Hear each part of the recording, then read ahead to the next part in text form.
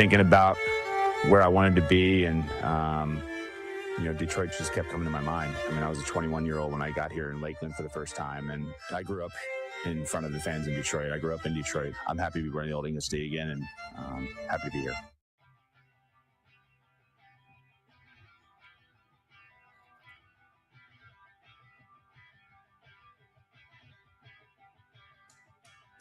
That's Justin Verlander. I think, welcome back, X's and Bros, throughout the great state of Michigan. I'm Matt Shepard. Justin Verlander is the kind of guy, at the beginning of his career, he was a prickly pear, all right? Trying to cover him was not easy. As he grew, and I think it really changed when he got married and had a daughter, all right? He became much more approachable. I've always had a good relationship with him, never any animosity whatsoever. You have to know when to approach him and when not to. But he's been a guy, at least since when he left Detroit, when he used to come back and you'd go and talk to him a little bit, it was much easier to deal with. I think now, and he understood this, when he signed on the dotted line, he knew what was going to happen. I mean, the amount of attention he's going to get is going to be immense. And I think there's a part of him that says, okay, I get that. I hope it dies down. I think he's going to be that guy who's just like, okay, at some point, let's turn the page. No, obviously not now, but at some point, let's turn the page a little bit. I like all the things that he has said. Some of the things have surprised me a little bit, and we'll get into that here coming up on X's and Bros. Let me just finish. Michigan State's going to visit Wisconsin tonight. Both teams have won 8 of 10 overall, and 12 of the 17 Badger wins have come at home this year. 61 players carded red figures after one round of the Pebble Beach Pro-Am, led by Rio Hitsasune, who carded a 10 under par 62. Last week's winner, Chris Goddard, his two-back Scotty Scheffler, struggled, quote unquote, to an even par 72. It is truly one of the more beautiful places you could play golf, Pebble Beach. I get why anybody would say, if I could play around, it would be at Augusta. And it's a painting. Augusta is a painting. It doesn't even look like it's real. So I would have to say that would be first and foremost. Pebble Beach is right there, though. Now, the ocean would swallow up, I don't know how many of my Titleists, but I still would love to play that.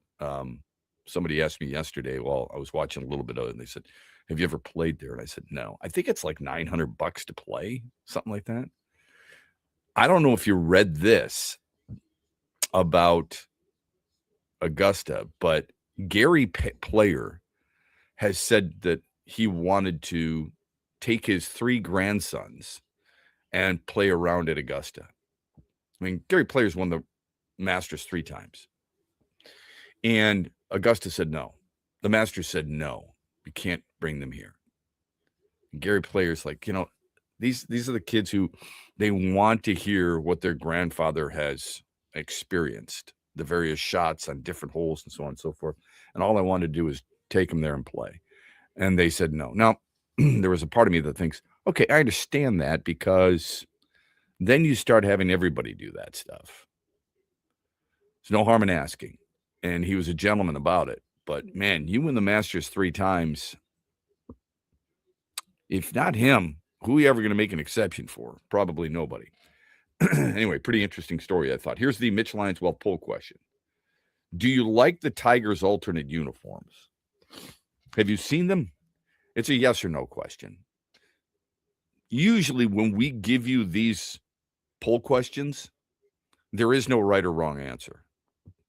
In my mind, there is a right or wrong answer for this poll question. So I don't know if you've seen them. There's a couple of versions. One is orange. It's all orange with an English D. One is orange with the lettering of Detroit, the block lettering of Detroit. And then one is black with the script lettering of Detroit, a button down, which I do not like at all. I don't like the orange either. I know. I know. I'm a fuddy-duddy, if you will. I'm a get off my lawn guy, whatever. Orange looks like the Baltimore Orioles. Baltimore has it, and they wear it well. All right? It's not a Rod Stewart song. It's orange and black. Detroit is orange and blue, but many people outside Detroit think that is not blue. They think it's black. I'm not saying they're right. I'm just telling you what the feedback a lot of times you get. This black uniform 1,000% looks like the Orioles. The orange one, I think they can get away with. Orange one. No, the orange one looks like the Orioles. Yeah, I think the orange one could look like a spring training jersey or something. I'm not justifying it. I think it still looks bad. But I think with the primary black, that looks like the Orioles or the Giants even. If it were blue with the white English D like they have worn in spring training in the past, I wouldn't have an issue with it because blue is in their uniform color. Orange is in their road uniform color, as you know. All right. When it's all orange, seriously, what's the predominant color of the Baltimore Orioles? Orange. I think it's orange. Yeah. Okay. When you have their white uniforms, it's orange lettering in Orioles. It's outlined in black. They have a black jersey. You're right about that, but they have an orange jersey that they wear more frequently. When they wear their caps, it's black, but it's also the orange Oriole. Back in the day, their hat was orange and white. It's just what I think of. You may think of it with the black, and that's fine. It's just what I think of. I don't want to be like anybody else. I want to be like us. And yes, it is old school thinking, and I've got to change that.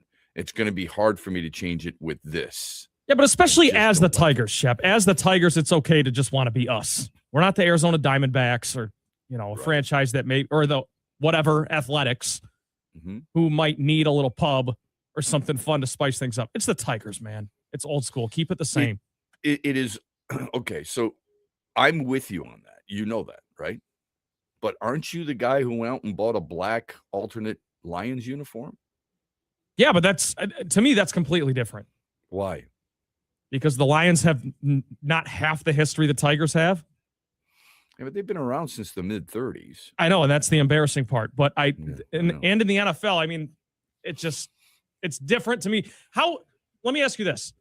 Do you like these Tigers uniforms any better or worse than you liked the ones from last year? The Motor City ones with the blue? Well, I actually... Because those had blue. You're right.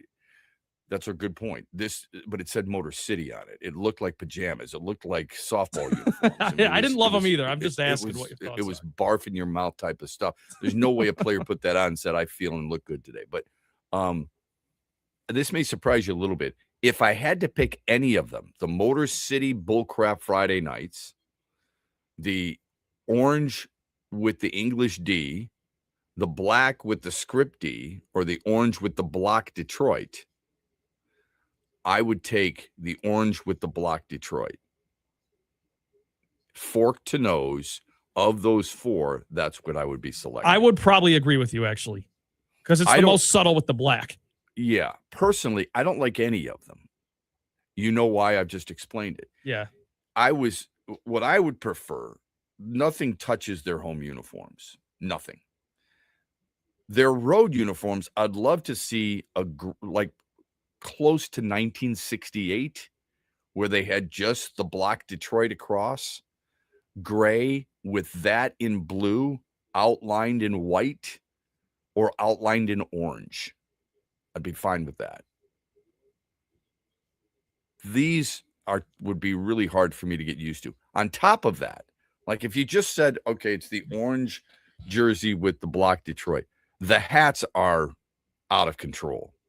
The amount of orange there. I mean, it is burning in your eyes, and I just don't like it. But if you do, I'd love to hear from you via the Mitch Lyons Wealth Poll question. Do you like the Tigers' alternate uniforms, yes or no? When we come back, a little discussion about Justin Verlander and Drew Petzing. Jeremy Reisman interviewed Drew Petzing. He's going to join us at 7 o'clock here on X's and BrO's. Stay with us.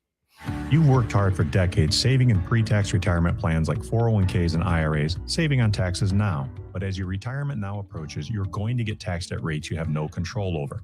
Hi, I'm Mitch Lyons, founder of Mitch Lyons Wealth. Your 401k balance isn't worth what your statement says. You could lose thousands of dollars to taxes, and those distributions can impact other areas of your retirement like Social Security and Medicare. Could a Roth IRA conversion be of help to you? You've probably heard of Roth conversions, but it can be confusing. Should you convert all at once or over time? Where should you pay the taxes from? How do you know for sure? Get our free personalized Roth Blueprint analysis today to find out exactly what makes sense for you. Your Roth Blueprint could potentially increase your lifetime wealth by thousands of dollars. So get your free Roth Blueprint today. Text Blueprint to 844-867-8335. That's Blueprint to 844-867-8335. Or go to MitchLyonsWealth.com, your best game plan to protect, grow, and win retirement. Make Valentine's Day a good deal better with sweet deals on From the Heart gifts and treats. Spend $24.99 or more on select fresh flowers and enjoy free Meyer home delivery with M-Perks. Select Valentine's candy is buy one, get one 50% off. And Valentine's Day exchange cards are 25% off. Everything you need for Valentine's Day in just one stop. That's the good life at Meyer. Exclusions apply. See all deals in the Meyer app. You're listening to X's and Bros with Matt Shepard on the Michigan Sports Network. We'll be right back after this break, but while you're waiting, be sure to vote on our daily poll question presented by MitchLyonsWealth.com at XB Mornings on X. What's up, Michigan? You're listening to Shep. Don't forget the huge show later today at 3 on the Michigan Sports Network.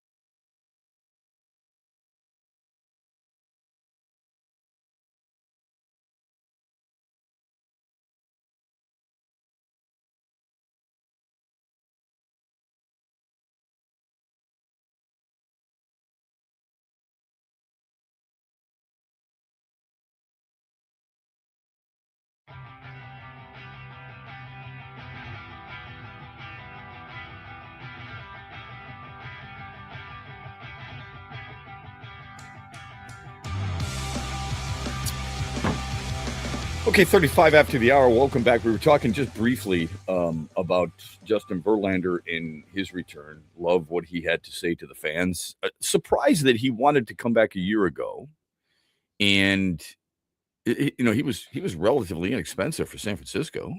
Signed a 1 year, $15 million contract with the Giants. Would you have rather had the $15 million contract with him or the $15 million contract with Alex Cobb? Right. It wasn't a fit at the time, according to Scott Harris, which begs this question. Why wasn't he a fit then? And what makes him a fit now? Dude did 29 starts last year. All right. How many did Alex Cobb have? None. I know it's tough to compare because you're looking at it after the fact. I said it before the fact, but we're looking at it now after the fact. Before the fact, I said, why would you sign this guy? I didn't necessarily want Justin Verlander. I'm not going to sit here and try to snow job you into thinking I did. Not true. But I didn't want Alex Cobb. I like the Verlander signing a lot, and I told you why. It's low risk, high reward. Am I too conservative in that regard? Perhaps, sometimes. He's going to be the back end of your starting rotation, which is great. If you didn't sign him, or if you did sign him and didn't sign Framber Valdez, I would have a bit of an issue with it. When you can line up Skubal, Valdez, Mize, Verlander, Flaherty, I guess, or vice versa, then I'm okay with that. If you had to go, it's amazing how one guy truly can make a difference. In sports in general, one guy makes a big difference. Doesn't mean it's the difference between winning and losing all the time, but Frank Ragnow, if you had him back last year, how much better would Detroit's offensive line been? How excited was the fan base when it was announced he was coming back for that brief 24-hour period, whatever it was. Oh my God, the skies opened up. Yeah, it was heaven on earth. I'm trying to take the emotional part out of it. I'm trying to just look at it. No, I don't even think it was emotional. I think it was. It was completely emotional. Okay, but I also think Lions fans it was all about bringing a guy back who was ours. No, but it also was about how the offensive line hadn't looked nearly as good as it did with him. Oh, I thought you were talking about Verlander. I'm sorry. No, yeah, Ragnow. Yes, I think that's a good example. Yes, I got you. Right on. Yeah, when he came back, there was a collective sigh of relief, wasn't it? He's going to be right in. He's going to insert it there, and you're going to move Glasgow to left guard. Really, you're only losing one player from last year's second best offensive line in the National Football League. It was a point of weakness at that point in the season. They thought they were getting better by bringing Ragnow back. That was less honeymoon and more about the actual substance of football. The one guy makes a massive difference. Think about 2 years ago. Had you had Aiden Hutchinson, that would have been a big deal, right? Not that it's the ultimate and it pushes you over the top by having one of your own guys back, but it sure helps and it makes you a better team in general. And I think that's similar to what Verlander can give them, or Valdez gives them, and Verlander can give them at the back end of that rotation. Your back end guys what are they averaging? They're averaging 5-6 innings. You get 5-6 innings out of Justin Verlander and you get a piece of that bullpen together, that's fine because your other two guys are innings eaters by today's standards. Okay. I know they're not 200 inning guys, but they're close to. There's not many guys who are 200 innings. Eater. Yeah. I mean, it's probably a very bad term. It is. I mean, for me, yeah. I mean, it doesn't make any sense to use it because there really isn't anybody who's the innings eater out there in Major League Baseball. Who's the innings eater out there? Does anybody you look at it and you go, wow, I tell you what, the amount of innings that guy throws is just beyond belief. Nobody, because only 3 guys threw 200 innings. And that was Logan Webb and Garrett Crochet and Christopher Sanchez. Those are the only 3 guys in Major League Baseball to throw 200 innings or more. Only one guy in the American League. It's pretty sad. But anyway, so Justin Verlander, 159, 156, whatever he had last year, in the mid-150s. He gives you that again this year. I'm all over that. I'm trying to find a way to get to 850 innings from my starters. Verlander, Flaherty, back end, Mize, who threw less than that, I might add. Skubal, close to 200. Valdez, close to 200. Okay. Then suddenly you've got a, spot start here or there because somebody's going to get hurt. Okay. So you're going to, or you may have to skip a start every once in a while for a guy like Verlander. And that's okay. But it's interesting that he thought about it a year ago. This is where he would like to be. And he's proud to put the old English D back on and represent the Tigers. It really is kind of a fairy tale stuff. And I'm excited to see him perform. Don't kid yourself. This isn't the reason they did it. But the additional value he brings for people who want to go watch them play is massive. It is. You're going to want to see Tarek Skubal's must watch, right? Every single time he starts. Yeah. Framber Valdez is too. He's your guy for 3 years, right? At $38 million a season, $20 million signing bonus. If you weren't paying close enough attention to him a year ago, or while he was in Houston in general, now you are, right? Absolutely. Yeah, and by the way, I don't know how you couldn't be paying close enough attention. If you're a baseball fan, he's been one of the best in the game and on a really good team for years now. But not everybody is they're a Tigers fan, but they're not necessarily a baseball fan. Do you understand what I mean by that? Yeah, sure. But you also played him in a playoff series a couple years ago. Like, I think Tigers fans should have a good grasp on just how good Framber Valdez is. I would hope. I would hope so too. A career high 17 wins overall. He had 13 wins last year, which is the same as Tarek Skubal, I believe. Casey Mize led this team in wins with 14. All right. But he gave Houston 192 innings. Tarek Skubal gave the Tigers 195. He gave the Houston Astros 31 starts. This is what I like about him. Over each of the last 5 years, you ready? 31, 31, 28, 31. Those are the last 4 years, excuse me. Last 4 years, that's what he's given you. Not bad.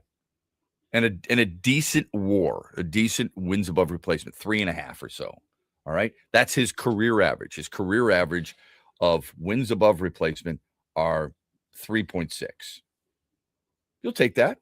Okay. If you want to put that in perspective, Tarek Skubal's career is 4.5.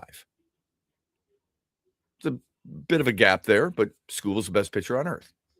So you get Skubal, you get Valdez.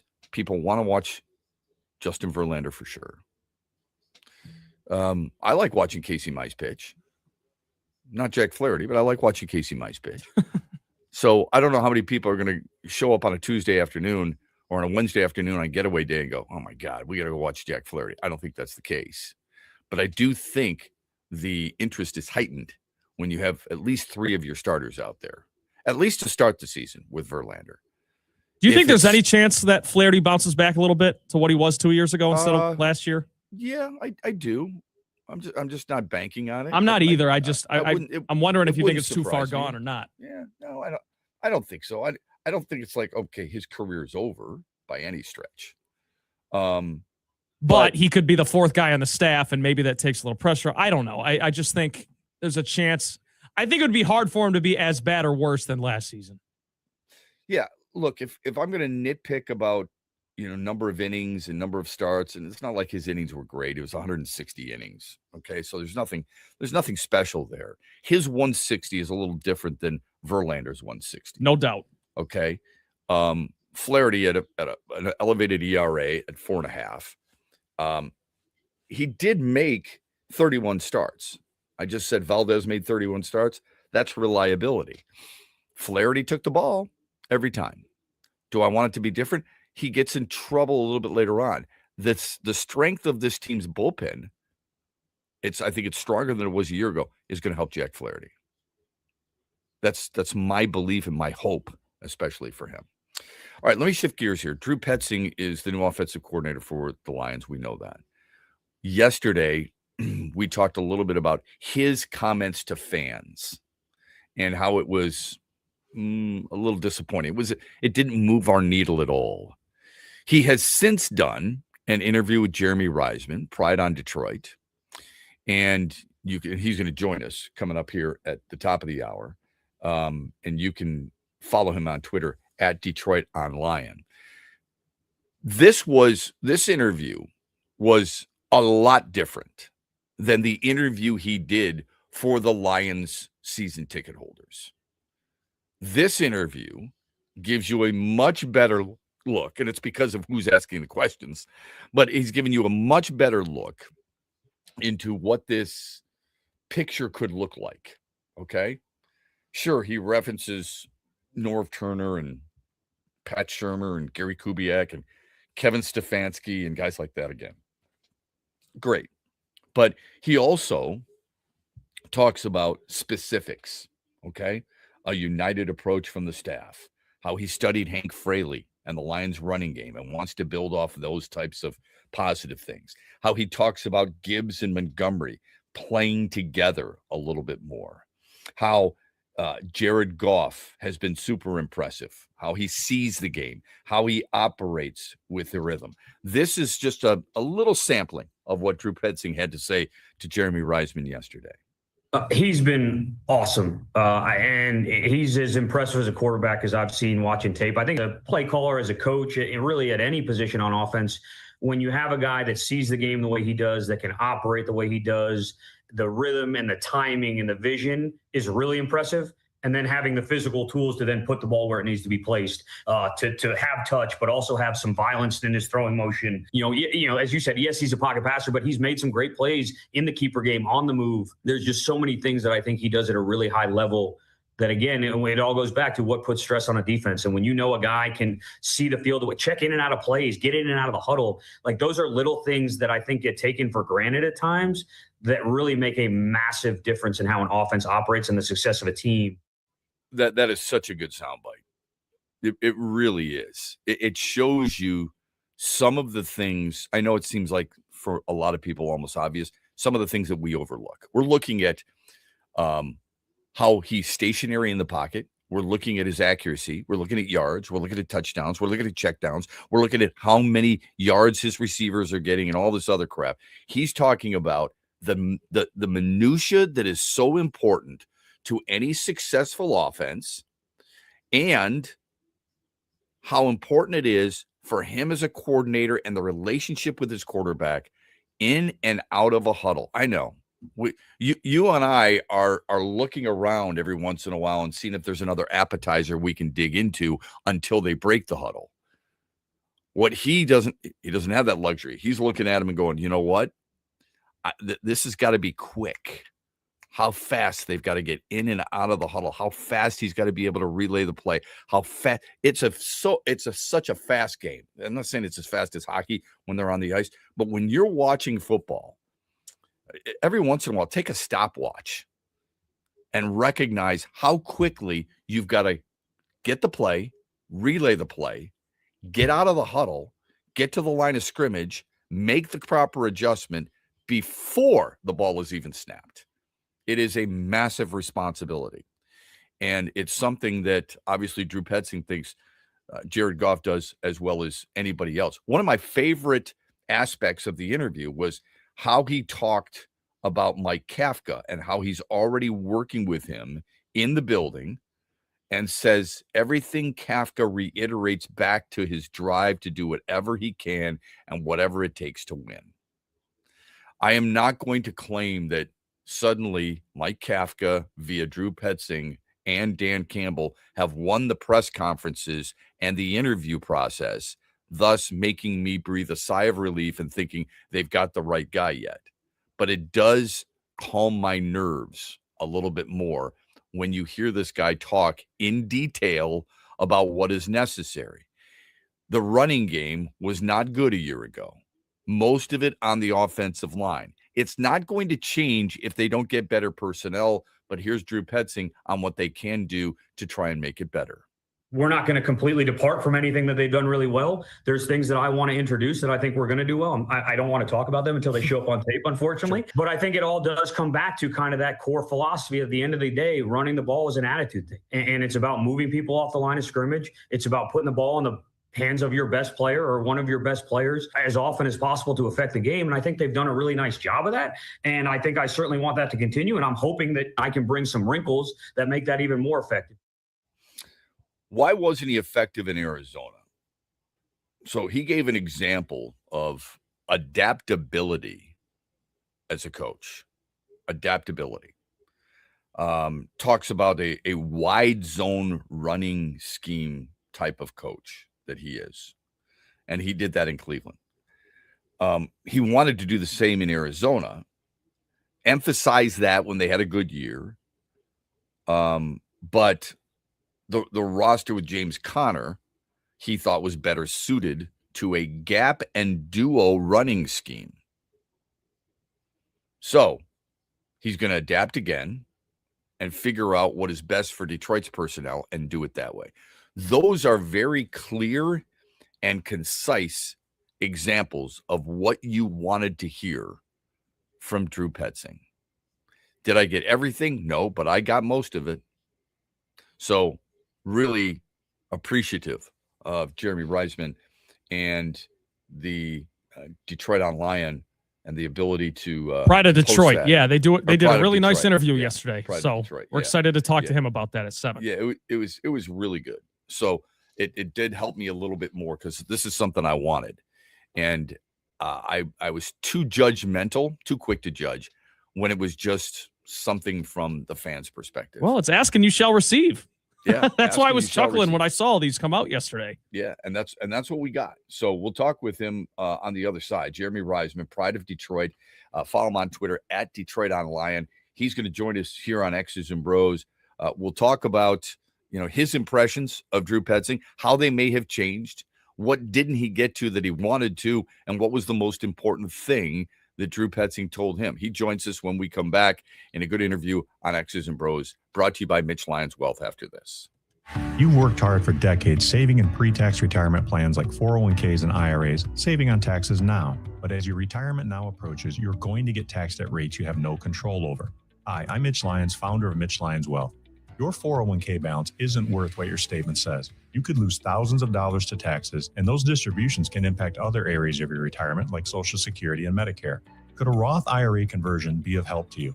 You've probably heard of Roth conversions, but it can be confusing. Should you convert all at once or over time? Where should you pay the taxes from? How do you know for sure? Get our free personalized Roth Blueprint analysis today to find out exactly what makes sense for you. Your Roth Blueprint could potentially increase your lifetime wealth by thousands of dollars. So get your free Roth Blueprint today. Text Blueprint to 844-867-8335. That's Blueprint to 844-867-8335. Or go to MitchLyonsWealth.com, your best game plan to protect, grow, and win retirement. It's time to go on the court. DraftKings Sportsbook is an official sports betting partner of the NFL. Download the DraftKings Sportsbook app today and use code HUGE for a special offer when you sign up. That's code HUGE only at DraftKings Sportsbook. Trent Valley here, and with one game remaining before the All-Star break, the NBA dished out suspensions to both Isaiah Stewart and Jalen Duren. Stewart got 7 games, a lot less than what some folks thought he'd get, and Duren just 2. They both served one of those games on Wednesday against the Toronto Raptors, but you couldn't tell by looking at the box score. The undermanned Pistons cruised to an 18-point win, and with some lack of depth in the front court, enter Paul Reed, the 26-year-old out of DePaul. He put up 22 points, 5 boards, 3 assists, 3 steals, and 4 blocks in a team-high 33 minutes. Talk about stuffing that stat sheet. The break is here now, so look for Cunningham and Duren this weekend in the All-Star game, and wait patiently for their first game back against the Knicks next Thursday. Hey, when you travel, you want low fares, you want reliable service, and you want a direct flight. Avelo Air gives you all of that and more. Avelo Air has direct flights to take Tigers fans to spring training in Lakeland.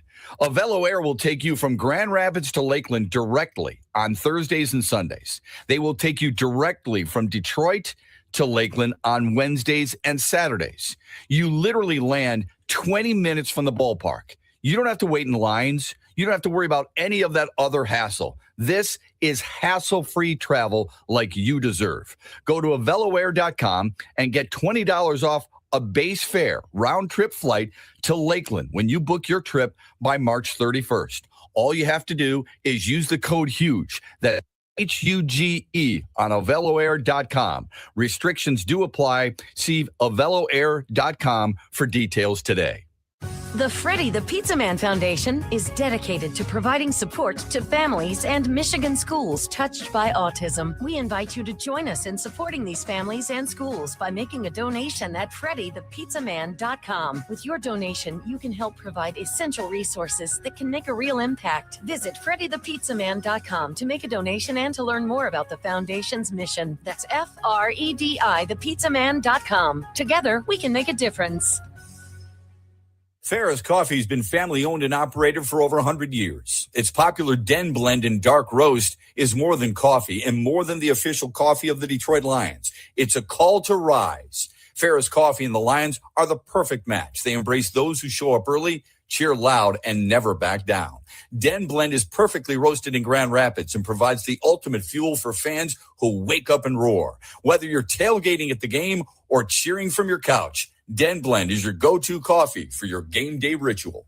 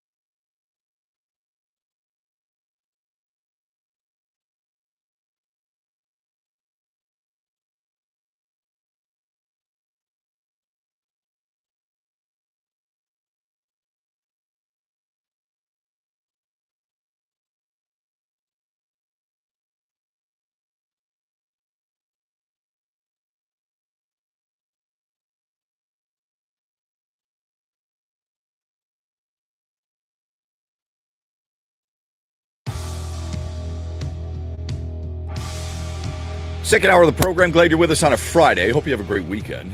This hour is brought to you by Meyer. I'm Matt Shepard. Across the great state of Michigan, we're on in Cadillac, in Grand Rapids, in Kalamazoo, in Holland. We're on in Petoskey, in Charlevoix. We're on in Traverse City. We're on in Lansing. And, of course, we stream live on X, on Facebook, and on YouTube. Jeremy Reisman is coming off a pretty exciting day where he had the opportunity to sit down with Drew Petzing and talk to him, the new offensive coordinator for the Lions.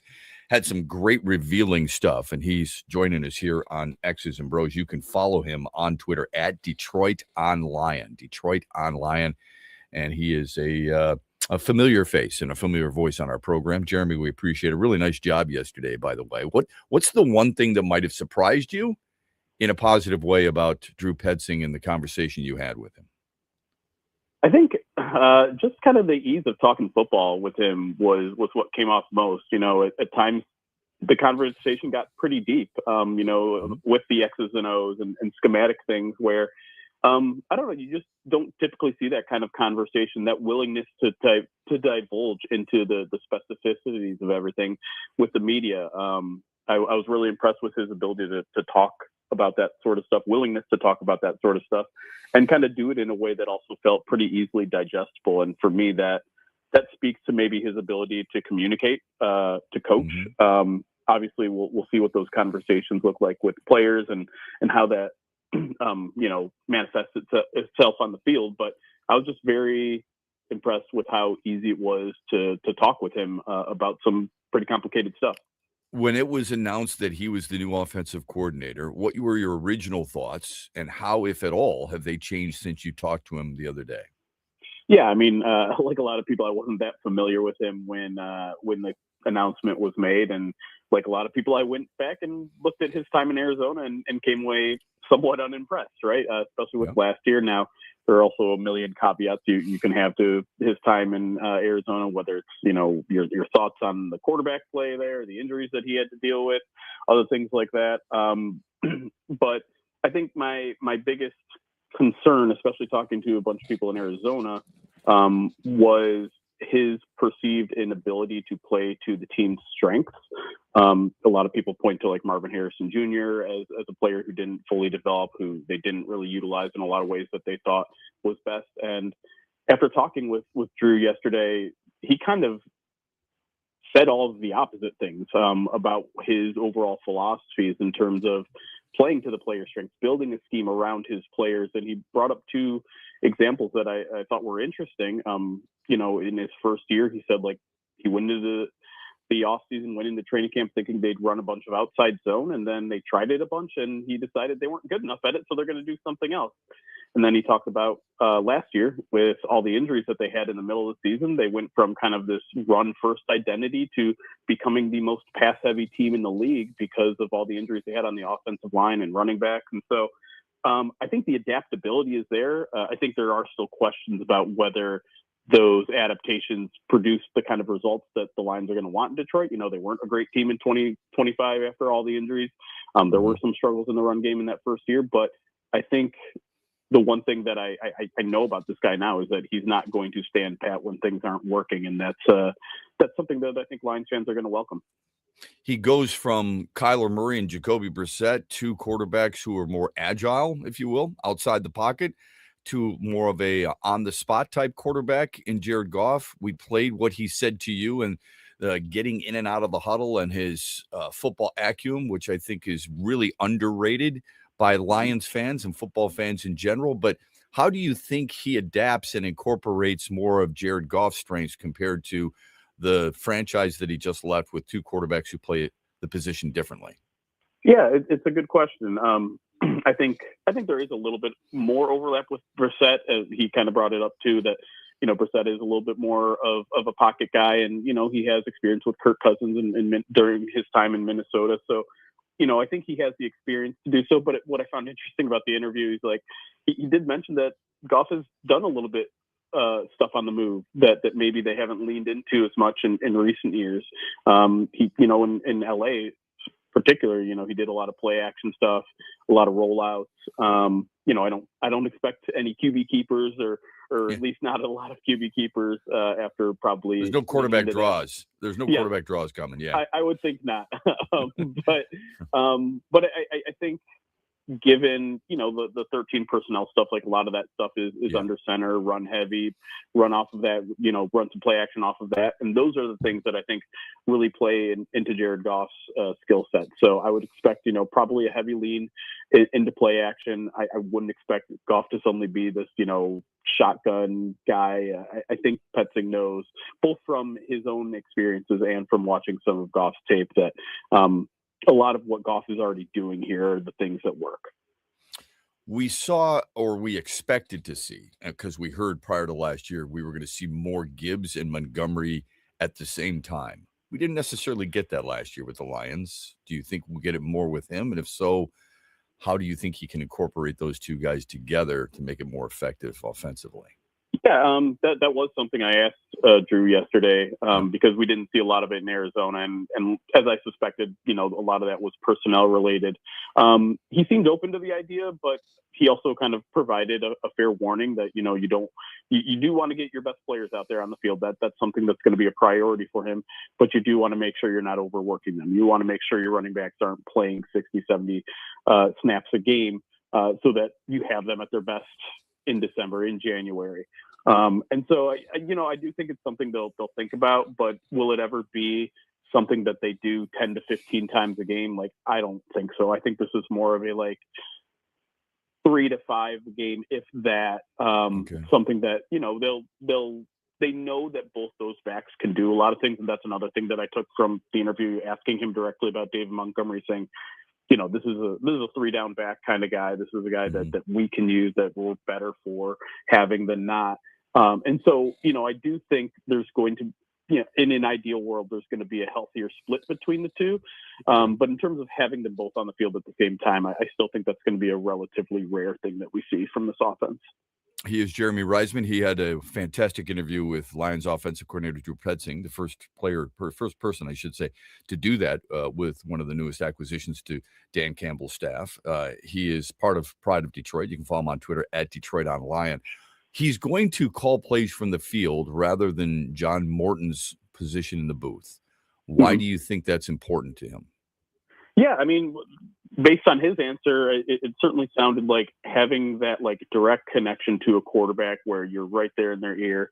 He mentioned having even just having a quick sentence, a quick little quip to be there, more involved, more engaged. He found his ability to coach on the sideline a little bit easier to do all those sort of things.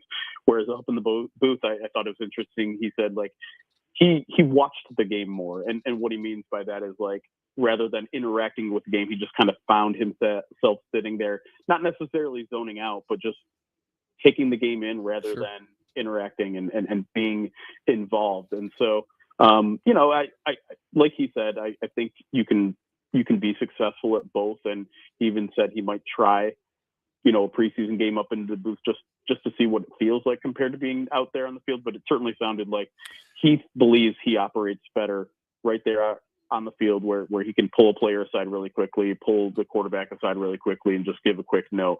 Whereas up in the booth, I think that sort of communication is a little bit more tricky. Yeah, I love that. Last thing for you, and then we'll let you go.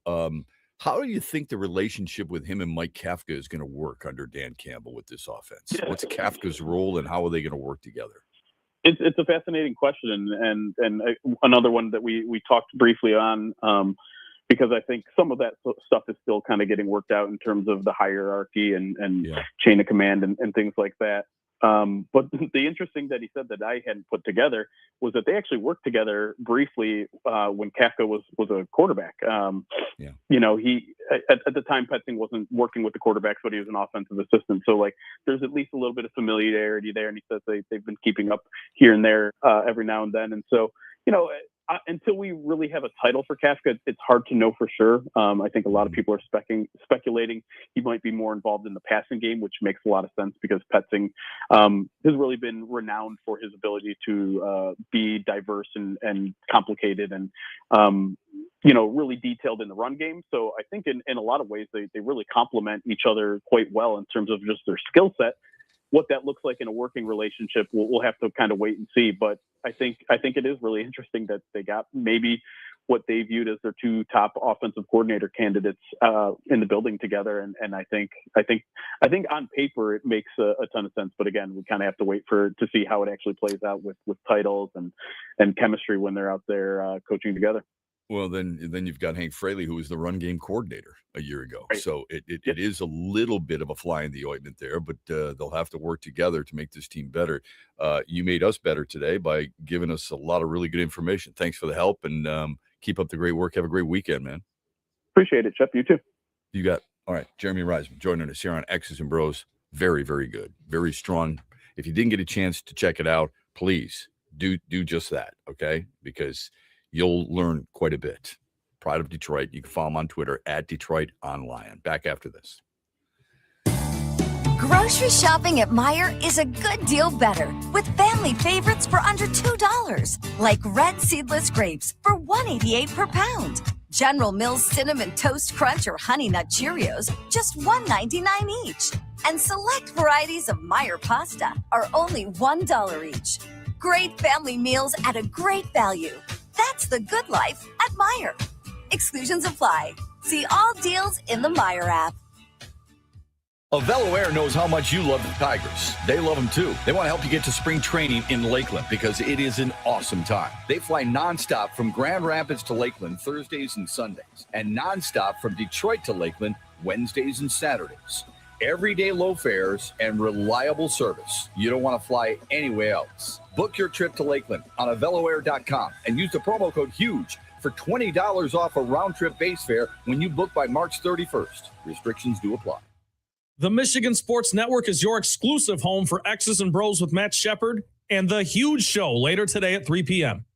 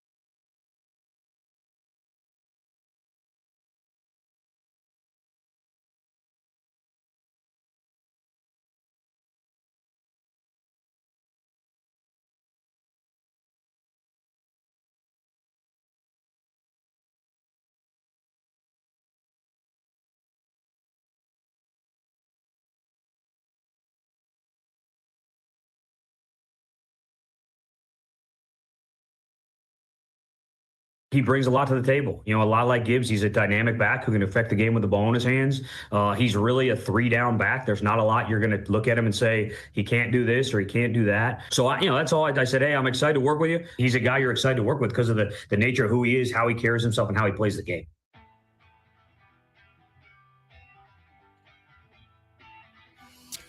That's Drew Petzing, the new offensive coordinator for the Lions, talking with our former guest there, Jeremy Reisman, about David Montgomery. Look,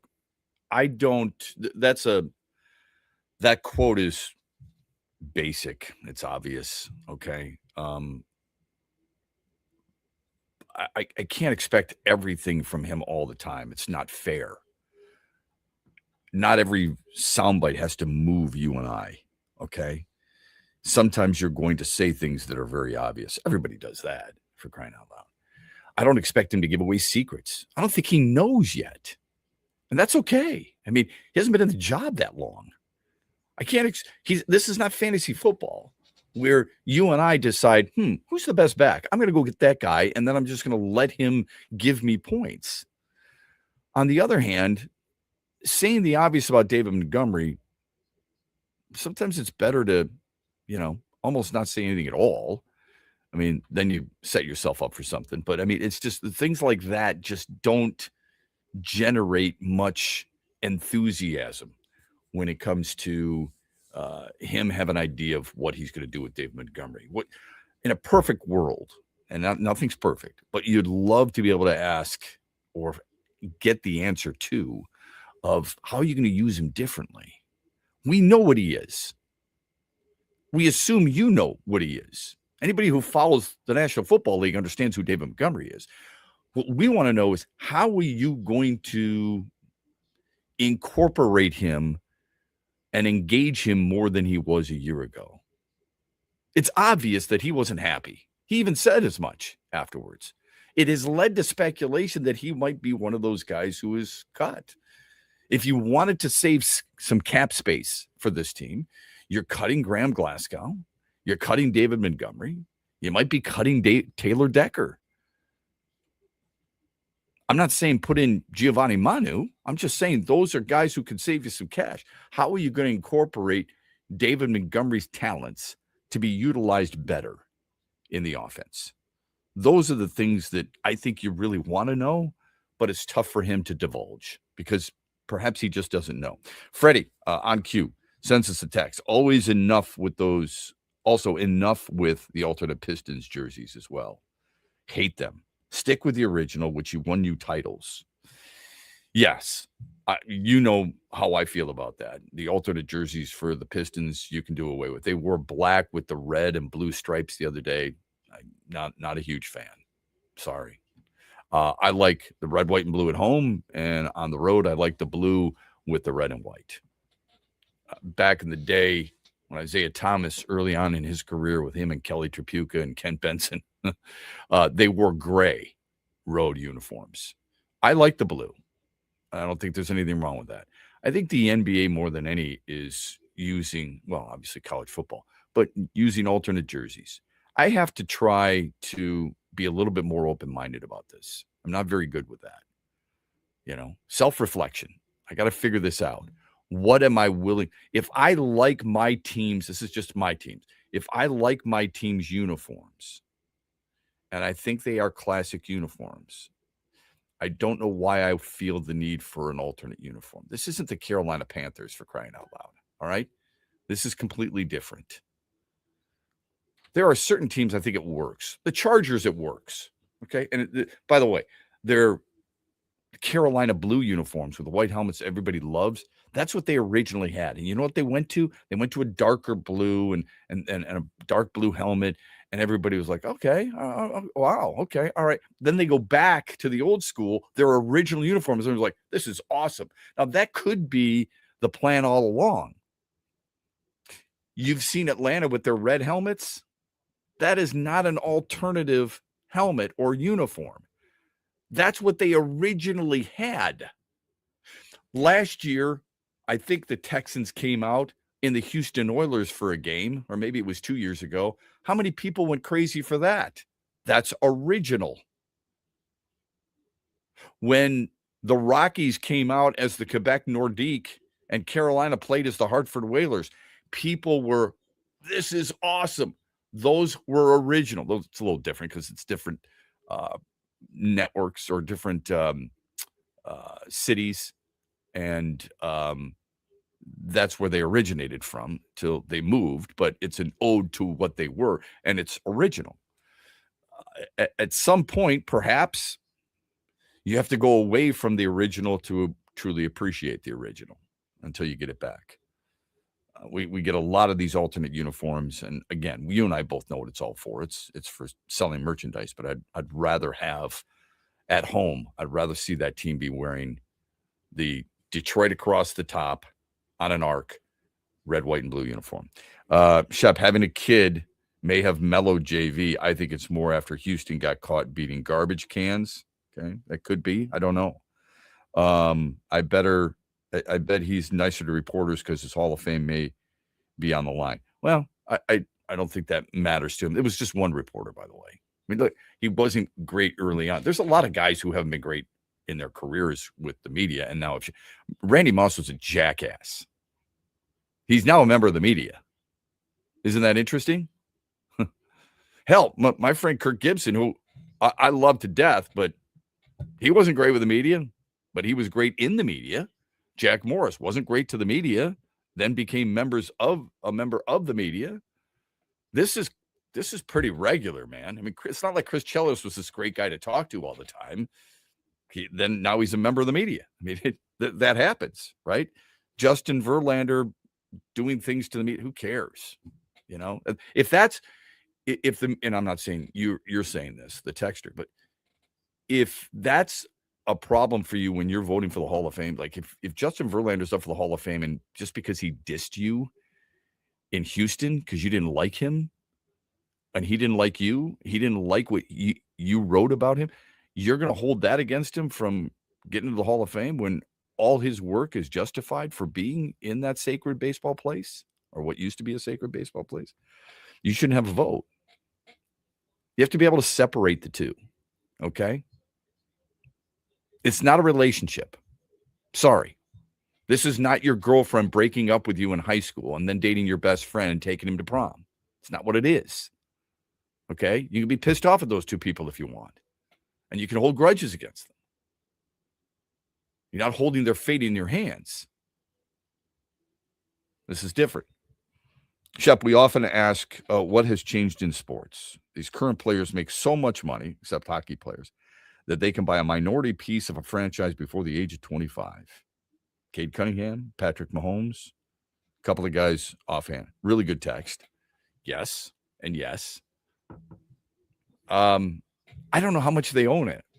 That's the problem. I mean, and you're not making a ton of money back on that. If you become a part owner in something like that, when do you make your money?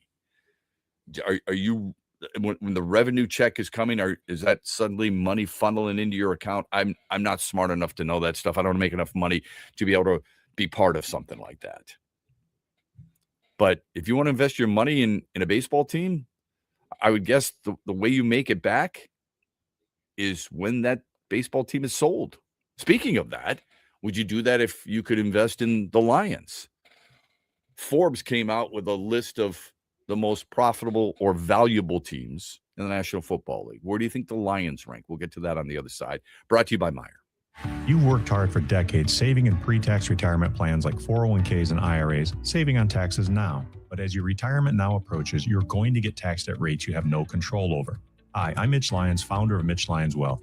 Your 401k balance isn't worth what your statement says. You could lose thousands of dollars to taxes, and those distributions can impact other areas of your retirement like Social Security and Medicare. Could a Roth IRA conversion be of help to you? You've probably heard of Roth conversions, but it can be confusing. Should you convert all at once or over time? Where should you pay the taxes from? How do you know for sure? Get our free personalized Roth Blueprint analysis today to find out exactly what makes sense for you. Your Roth Blueprint could potentially increase your lifetime wealth by thousands of dollars. So get your free Roth Blueprint today. Text Blueprint to 844-867-8335. That's Blueprint to 844-867-8335. Or go to MitchLyonsWealth.com, your best game plan to protect, grow, and win retirement. Coming up later today at 3 on The Huge Show on the Michigan Sports Network, I'll deliver huge opinions on everything you're talking about. Avelo Airlines knows you love the Tigers because they love them too. It's why they have direct flights to Lakeland, Florida out of both Grand Rapids and Detroit. Thursdays and Sundays are nonstop out of GR, and Wednesdays and Saturdays are nonstop out of Detroit. So wherever you are in Michigan, you can get down to spring training to watch your Tigers. With everyday low fares, reliable service, you do not want to fly any other way. Head to AveloAir.com to book your trip now. That's AVELO air.com and use code HUGE for $20 off a round-trip base fare if you book before March 31st. Restrictions do apply. Grocery shopping at Meijer is a good deal better with family favorites for under $2, like red seedless grapes for $1.88 per pound. General Mills Cinnamon Toast Crunch or Honey Nut Cheerios, just $1.99 each. And select varieties of Meijer pasta are only $1 each. Great family meals at a great value. That's the good life at Meijer. Exclusions apply. See all deals in the Meijer app. Huge here for the annual Grand Rapids Griffins Purple Community Game, which is coming up on Friday, March 13th at Van Andel Arena in downtown GR. It's a night dedicated to supporting research into diseases like cancer and Parkinson's at Van Andel Institute. The Griffins will be taking on the Milwaukee Admirals in special purple jerseys, and you'll have a chance to bid on a limited edition purple jersey of your own after the game. It's a night you won't want to miss. Learn more about the Grand Rapids Griffins Purple Community Game at vai.org/events and also at griffinshockey.com.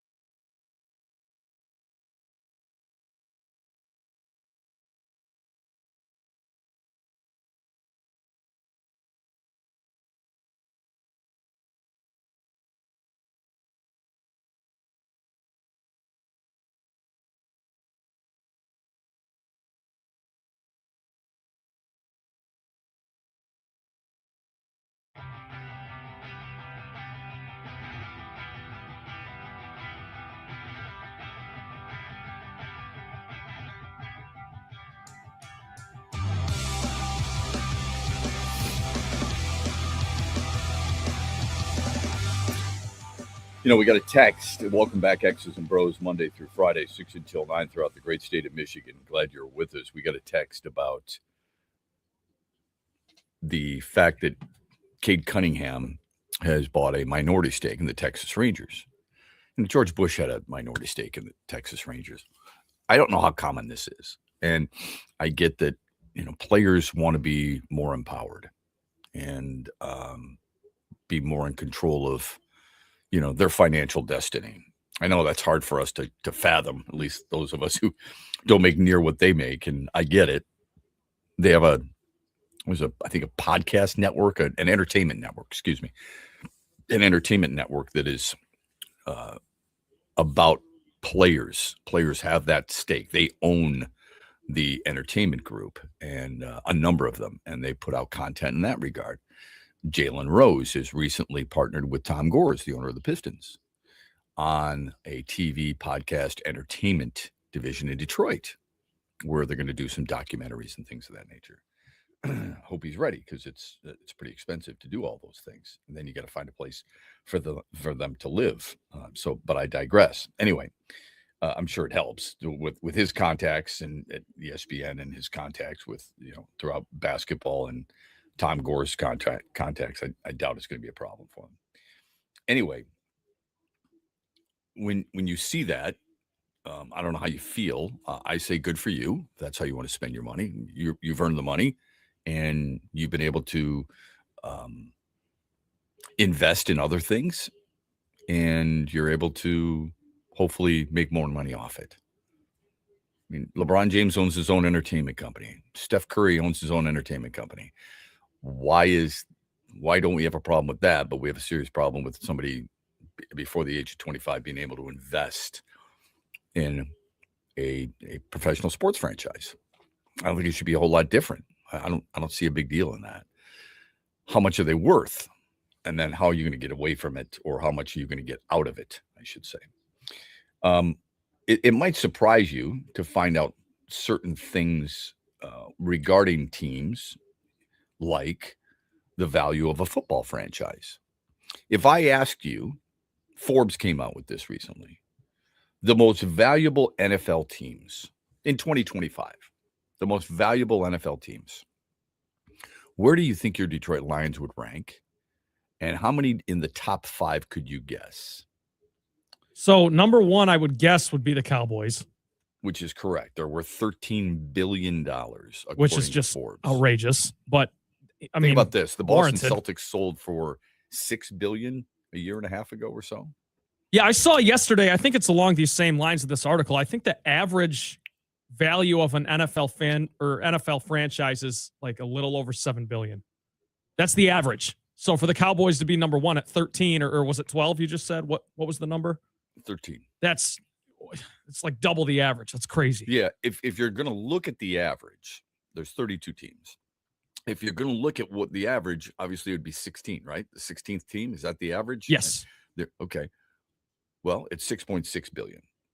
That's the Tampa Bay Buccaneers. So let's make this easy. Is Detroit above Tampa or below Tampa? Above. Okay. That was a pretty quick response. You'd be wrong. Oh, dang it. Yeah. The Lions are ranked 30th. So they're almost dead last. Jeez. So their worth, according to Forbes, is $5.4 billion. The only 2 teams that are worth less, not worthless, but worth less, are the New Orleans Saints and the Cincinnati Bengals. It goes Cowboys, Rams, Giants, Pats, Niners. Rams are 2? Mm-hmm. Mm-hmm. Interesting. I don't know. Well, this is a fun game to play because there's a lot of different ways to look at this, and I'm not the greatest business mind ever, but it's like that kind of makes sense for the Rams, right? They're out in LA. They've got that kind of money. They play at SoFi, which is well, yeah. And Stan Kroenke is, he's just the guy's seeps money. He's a guru. When it comes pours to out of him, right? I never would have guessed the Rams, though, to tell you that. Well, who would you have guessed? That's San a good Francisco. question. Well, they are. San Francisco's 5. Yeah, I would have put them in the top 5, and then I probably would have gone with like Philly. You know what I mean? Or maybe I'd probably go the Giants. Phillies. Well, the Giants are 3. Okay. Okay. And yeah, then I'd put Philly in there too. But The Phillies 6. that's where I'd start to run out. I would of have guesses. guessed. I would have guessed the Patriots because of their The winning. Yeah, And the owner. Yeah. for sure. And they are 4th. So it goes Cowboys, Rams, Giants, Patriots, Niners. Okay. Now, how about just the division? Who do you think is worth the most in the division between the Bears, Packers, Vikings? Obviously, the Lions are not. They're last in the division when it comes to this. But according to Forbes, which team in the division has its most worth? The Bears. That's correct. Gotta be. And Chicago alone. I mean, The come Bears are 7. Well, if the Bears move to Indiana or they move to South Dakota, which is ridiculous, but I mean, it's on the board. These are the people who are saying they want them. Okay. I don't know how seriously Chicago is about them, but they've expressed an interest. It's being talked about. Sure. Yeah. I wonder if Chicago would actually be 7 if they weren't in Chicago. Right. Packers are ranked 15th, so just above, and the Vikings are ranked 21st. The biggest surprise to me, and yes, I'm surprised that the Lions are 30th. I would have thought they would have been about middle of the pack. I would have thought they would have been somewhere in the neighborhood of the Cleveland Browns, which is $6.5 billion and ranked 18th. I would have never guessed that a team like Tennessee or Atlanta was worth more than the Detroit Lions. And I'm not trying to be a homer here. I'm talking about, so much that's associated with it. No, we got to remember, when you look at these teams and you see what they have in addition to just the franchise, but they also have the building and things that are also associated with the building, I just figured Detroit would have been more middle of the road. The biggest surprise to me is Kansas City.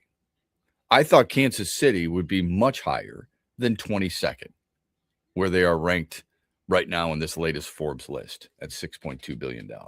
But for what it's worth, Forbes has come out and said Detroit is worth 30th. It's $5.4 billion, just behind Arizona, just ahead of New Orleans and Cincinnati. To the phone lines and the Meyer hotline, 866-838-4843. Who do we have on a Ferris Coffee Friday? We've got Freddie, and he wants to talk Lions and Pistons with you, Shep. Freddie, good morning, my friend. Hey, Shep. I wanted to drop a couple topics on you, and even if you don't have time, maybe it's a homework assignment over the weekend. I don't want to give you any more homework, but just a little bit. Before though, I got to be honest with you. When I listened to I didn't listen to the full interview with the OC. I'm really surprised the Lions let him do an interview. Just kind of shocked by it because I don't remember any of the other OCs or DCs doing full interviews on the podcast. Not that I can remember, but just kind of weird, especially with everything that's going on. They lost and they didn't get to the playoffs, but whatever. Yeah. We'll see. So you were happy with that, obviously. Happy with that. That's good. Yeah. So a couple of things for me is, one, first the Pistons.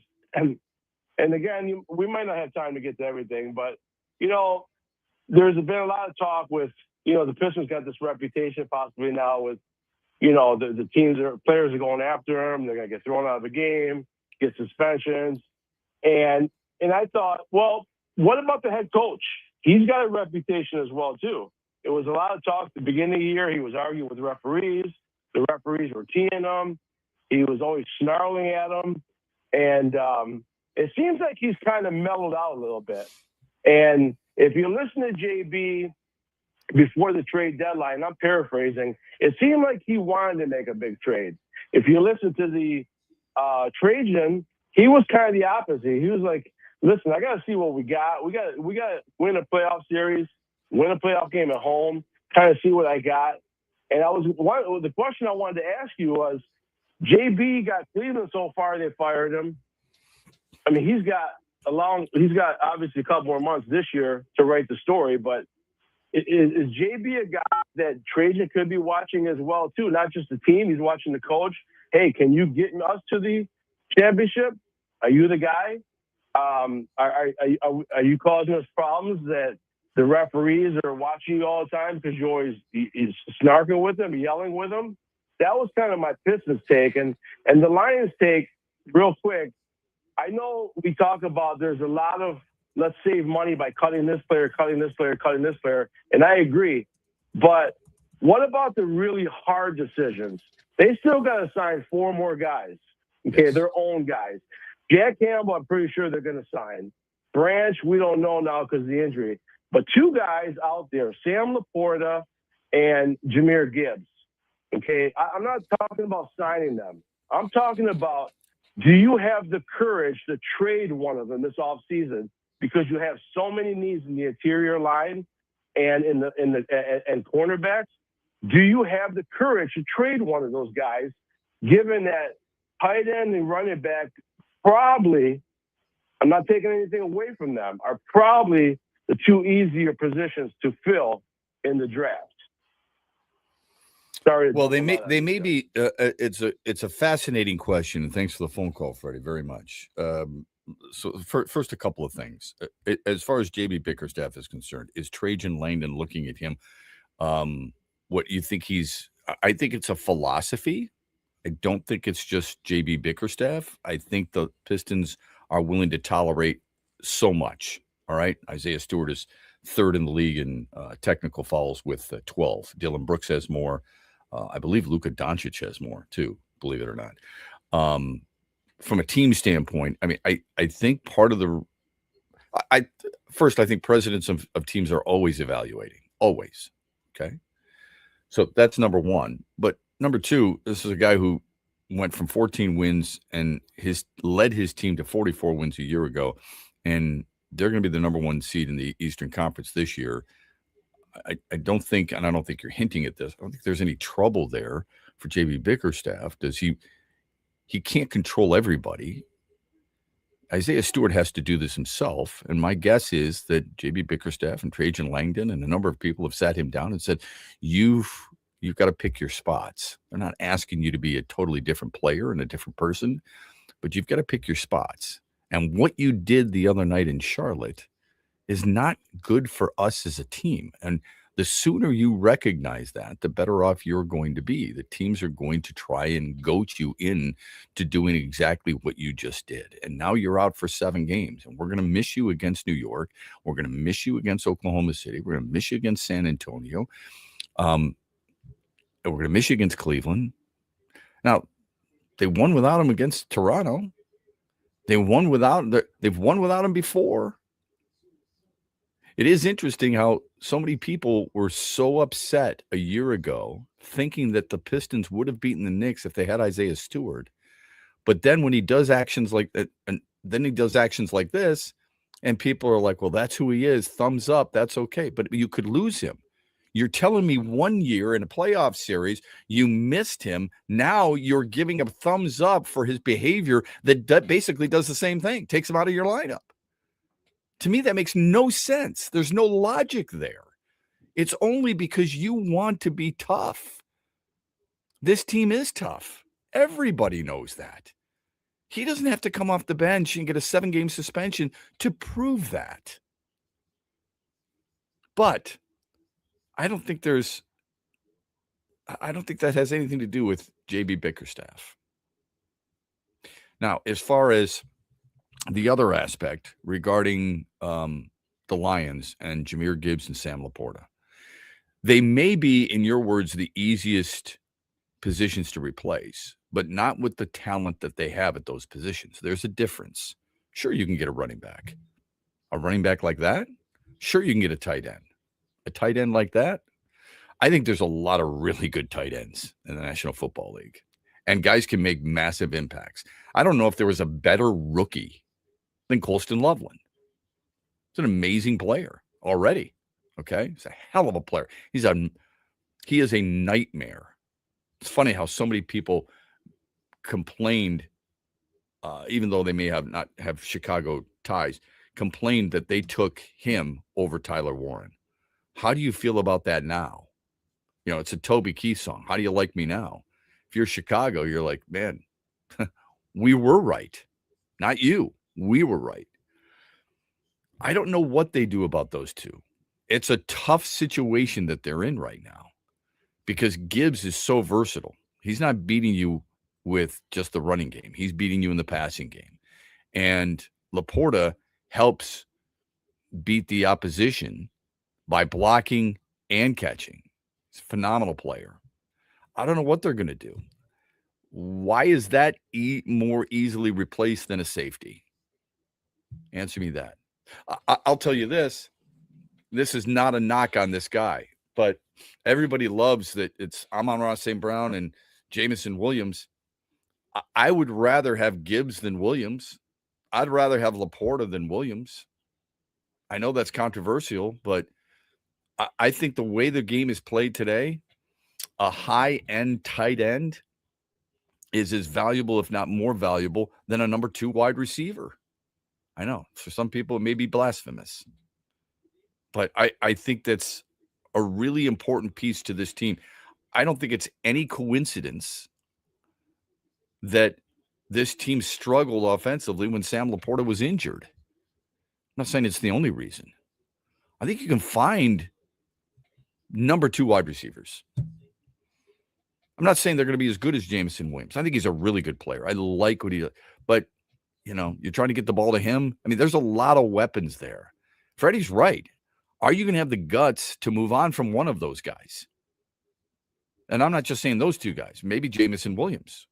If you put him in a package deal for an impact, I don't know, tackle, defensive end, whatever, okay? Probably not Max Crosby. He's got the 5th or 6th highest cap hit in the National Football League this coming year. But those are tough, hard decisions you're going to have to make. And that's what Brad Holmes gets paid to do. Phone number on the Meyer hotline. It's a good question. 866-838-4843. Text us, Sports Radio, 21,000. Lindsey Hunter at 835 here on X's and Bros. We're brought to you by Meyer. Huge here for Josh Garvey and his team at Dorn Mayhew, West Michigan. Now, they continue to grow. They got their worldwide headquarters in Troy, Michigan, on the east side of the state. They are worldwide. They are the leaders when it comes to accounting, CPA, and business needs. Simple and easy. Just Google Dorn Mayhew. And also, Josh Garvey joins me every Tuesday as we talk hoops with former Michigan and Cleveland Cavaliers head coach John Beilein. Tuesdays, 5 p.m., Josh Garvey, Coach Beilein, and myself, we talk Michigan, Michigan State, and the Pistons. Talking hoops happens all the way through the NBA Finals. And could you imagine if the Pistons are in the NBA Finals? If you ever have a hoops question for us, you can drop it at Huge Show on Twitter, The Huge Show on Facebook, and Talking Hoops every Tuesday at 5 p.m., presented by one of the world's top accounting, CPA, and business firms, Dorn Mayhew. Hey, when you travel, you want low fares, you want reliable service, and you want a direct flight. Avelo Air gives you all of that and more.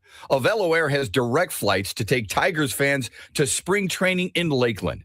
Avelo Air will take you from Grand Rapids to Lakeland directly on Thursdays and Sundays. They will take you directly from Detroit to Lakeland on Wednesdays and Saturdays. You literally land 20 minutes from the ballpark. You don't have to wait in lines. You don't have to worry about any of that other hassle. This is hassle-free travel like you deserve. Go to AveloAir.com and get $20 off a base fare round-trip flight to Lakeland when you book your trip by March 31st. All you have to do is use the code HUGE. That's HUGE on AveloAir.com. Restrictions do apply. See AveloAir.com for details today. It's time to go on the court. DraftKings Sportsbook is an official sports betting partner of the NFL. Download the DraftKings Sportsbook app today and use code HUGE for a special offer when you sign up. That's code HUGE only at DraftKings Sportsbook. Trent Valley here, and with one game remaining before the All-Star break, the NBA dished out suspensions to both Isaiah Stewart and Jalen Duren. Stewart got 7 games, a lot less than what some folks thought he'd get, and Duren just 2. They both served one of those games on Wednesday against the Toronto Raptors, but you couldn't tell by looking at the box score. The undermanned Pistons cruise to an 18-point win, and with some lack of depth in the front court, enter Paul Reed, the 26-year-old out of DePaul. He put up 22 points, 5 boards, 3 assists, 3 steals, and 4 blocks in a team-high 33 minutes. Talk about stuffing that stat sheet. The break is here now, so look for Cunningham and Duran this weekend in the All-Star game and wait patiently for their first game back against the Knicks next Thursday. Grocery shopping at Meijer is a good deal better with family favorites for under $2, like red seedless grapes for $1.88 per pound. General Mills Cinnamon Toast Crunch or Honey Nut Cheerios, just $1.99 each. And select varieties of Meijer pasta are only $1 each. Great family meals at a great value. That's the good life at Meijer. Exclusions apply. See all deals in the Meijer app.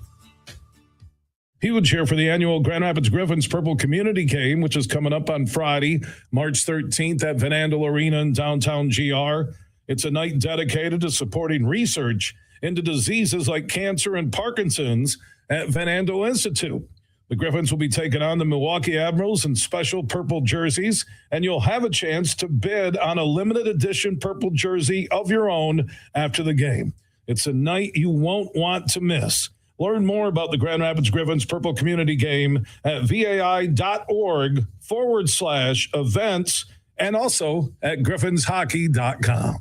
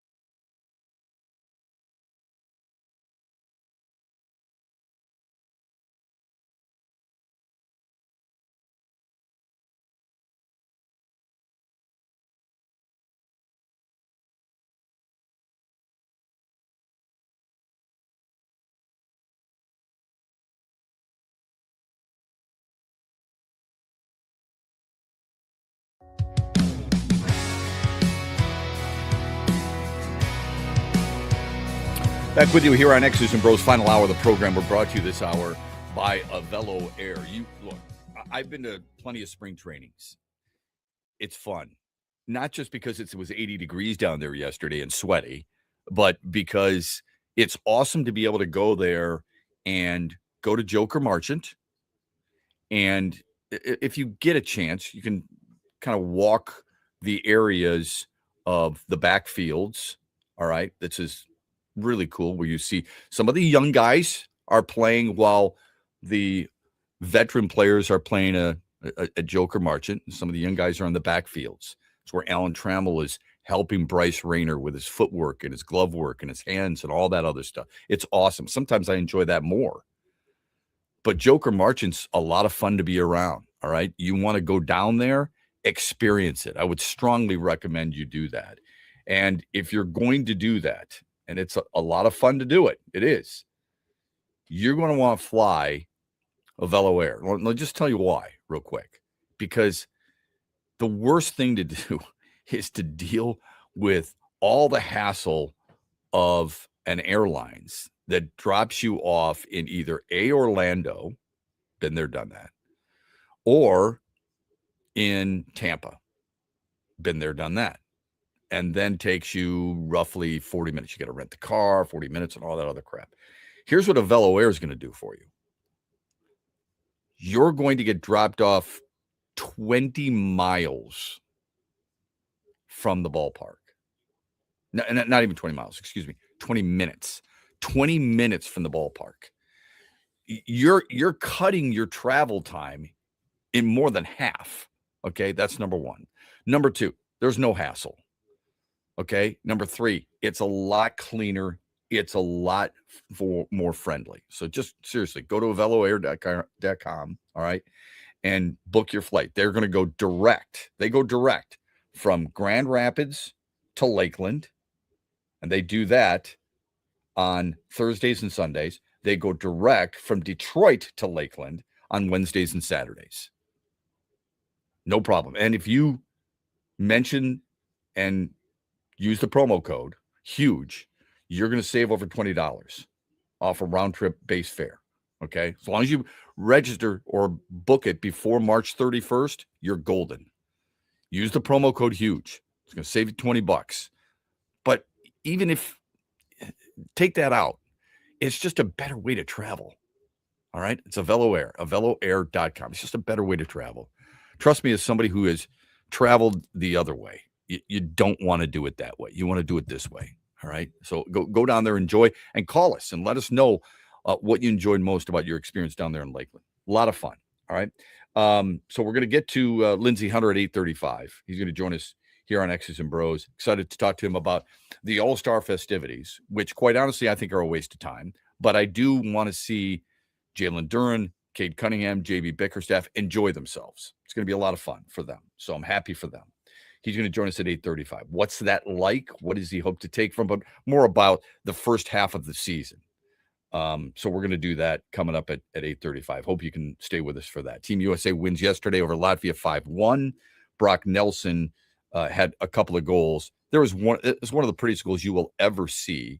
How Team USA is able to take a neutral zone turnover and have 4 of the 5 guys on the ice touch the puck before Nelson buries it home for his second goal of the game.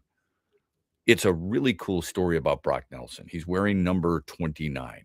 His grandfather played in the Olympics in 1960, and his uncle played in the 1980 team, Dave Christian.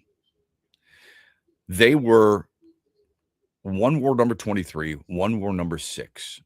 So Brock Nelson wore number 29. Awesome stuff. They played Denmark on Saturday. Let me just give you one more thing. Michigan State is visiting Wisconsin tonight. Both teams playing pretty good basketball right now. And Rio, what is it? Hisasuni, 10 under 62 yesterday at Pebble Beach. A 60, that's a par 62, okay? Or the par is 72, right? 72. He shot it's 71. He shot a 62. So he leads the way. Pretty damn good. 61 players carded red figures after round 1. Here's the Mitch Lyons Wealth poll question. Do you like the Tigers' alternate uniforms? Yes or no? Vote as often as you want at XB Mornings. I'll retweet it at Shep Matt, and we'll get you the results on Monday after you have a great weekend. We had mentioned the Lions and Forbes ranking them 30th on the latest list of NFL team value. If I asked you, since 2020, so just a 5-year span, who do you think had the highest graded quarterback in the National Football League since 2020, not in 2025, but over the last 5 years? Who would be the highest graded quarterback according to Pro Football Focus? Okay, so it's hard not to guess Mahomes. That would be really hard not to guess Mahomes. He would be third. Okay. Is it Matthew Stafford? Matthew Stafford is sixth. So far, there's 8. I'm going to give you 8. Okay. You've got 2 of them. That's pretty damn good. Josh Allen. Josh Allen is number 1. There you go. Okay. I like that. I would have not guessed that, though, because of the turnovers. I knew he'd be high, but I didn't think he'd be number 1. Same. 96.9. I would have guessed him in the top 8, but I wouldn't have guessed him number 1. I would have guessed Patrick Mahomes number 1. I would have guessed Lamar Jackson. I would have guessed Joe Burrow. I would have guessed Matthew Stafford. I would have guessed Tom Brady. Yeah, me too. That's what I was just thinking. I don't know how long you go into the... But there's 2 guys that I miss, okay? Josh Allen is number 1. Joe Burrow is number 2. Patrick Mahomes is number 3. Tom Brady is number 4. Lamar Jackson is number 5. Matthew Stafford is number 6. Justin Herbert is tied with Matthew Stafford for number 6 at 92.5. So that means number 8, Aaron Rodgers. Okay. I mean, 2021, he did win MVP, correct? So if it's just 2020 and on, that probably inflates his numbers a little bit, but, that's the law of averages. Mm-hmm. He wasn't bad this last season. He wasn't bad in 2022. Mm-hmm. So I can see that. At what point are you starting to look at mock drafts? At what point do they start to take over some things? I need another month. If we get a month out from the draft in April, that's when I'll start looking at it. So mid-March. Yeah, I'm not going to lie. I've been looking at them for a while now. And I don't know why I do this, but I do this all the time. And I love the 7-round drafts, even though I know it's absolutely ridiculous for me to even read them. And that really, it should be the first 2 rounds, and that's it. Is all you should really. These guys go so deep. It's good for them. Yeah, but that's all we have any idea about is the first 2 rounds. I hear you. Yeah, I mean, come on. You're not naming the backup corner or the cornerback from South Carolina State. You're just not doing it. But anyway, a latest mock draft on ESPN, and certain guys you really respect, Adam Schefter. I would say Field Yates is one of those guys who's really good at what he does. Definitely. Right? So I like him. I get a little tired of Mel Kiper, but he studies his ass off. He knows what's going on. Field Yates gives the Lions at number 17, a guy who I've liked and I've mentioned on this show before. He's the tackle out of Georgia. This is not me saying you got to draft for need. No. Here's what Field Yates writes. With Taylor Decker's future uncertain, the Lions must shore up the left tackle spot. Freeling is a player I'm higher on than most draft analysts, ranking him 3rd among offensive tackles. I believe he has a real shot to skyrocket his draft stock between now and April.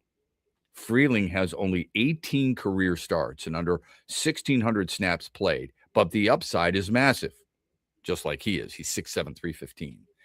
He's got a 35-inch arms. Those measurables combined with great pass protection skills are hard to find. Freeling allowed only 2 sacks last season at the University of Georgia. Okay. He also goes into the 2nd round. And I'm going to give you something here after the break about who he thinks Detroit would be a good fit for in the 2nd round. So we'll do that coming up here on X's and Bros. Plus, we got some texts that we want to get to. All that coming up before we get to Lindsey Hunter at 8:35. Brought to you by Avelo Air. You worked hard for decades saving in pre-tax retirement plans like 401ks and IRAs, saving on taxes now. But as your retirement now approaches, you're going to get taxed at rates you have no control over. Hi, I'm Mitch Lyons, founder of Mitch Lyons Wealth. Your 401k balance isn't worth what your statement says. You could lose thousands of dollars to taxes, and those distributions can impact other areas of your retirement like Social Security and Medicare. Could a Roth IRA conversion be of help to you? You've probably heard of Roth conversions, but it can be confusing. Should you convert all at once or over time? Where should you pay the taxes from? How do you know for sure? Get our free personalized Roth Blueprint analysis today to find out exactly what makes sense for you. Your Roth Blueprint could potentially increase your lifetime wealth by thousands of dollars. So get your free Roth Blueprint today. Text Blueprint to 844-867-8335. That's Blueprint to 844-867-8335.